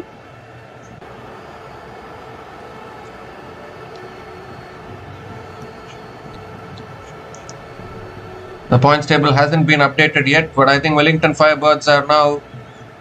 I think the Wellington Firebirds have a chance of coming out of the bottom of the table as well, because they have a better net run rate compared to Central Stags and Otago Wolves. But the thing is, Central Stags and Otago Wolves can win their remaining games, so that is why Wellington Firebirds will not be able to qualify for the playoffs. But Canterbury Kings, they have suffered their 4th defeat, and a little concerning for them actually. They should have won this game, but they let it slip from their hands, so they should go back and reflect on their batting performance. A huge collapse today, and that is why the Canterbury Kings couldn't get over the line. But nevertheless, Wellington Firebirds winning this game. A superb win for Wellington Firebirds by 13 runs in the Duckworth-Lewis method. They won this game against Canterbury Kings, and they finished this. Wellington Firebirds finished this tournament on a high. So we'll be back again to cover more matches. The SA20 Qualifier 2 will be happening today. SA20 Qualifier 2 will be happening tonight. So we'll be back again to cover that match as well. So until we come back again, please like, share and subscribe to our channel Runs and Views. Take care guys. Cheers and have a good day.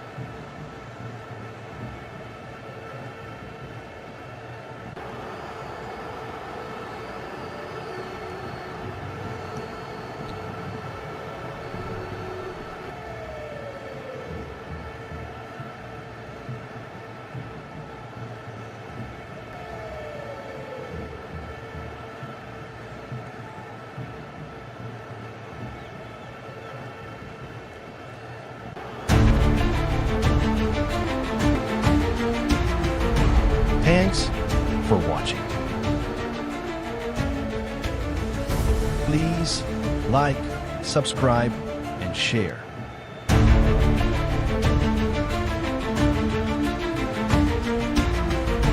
Thanks for watching. Please like, subscribe, and share.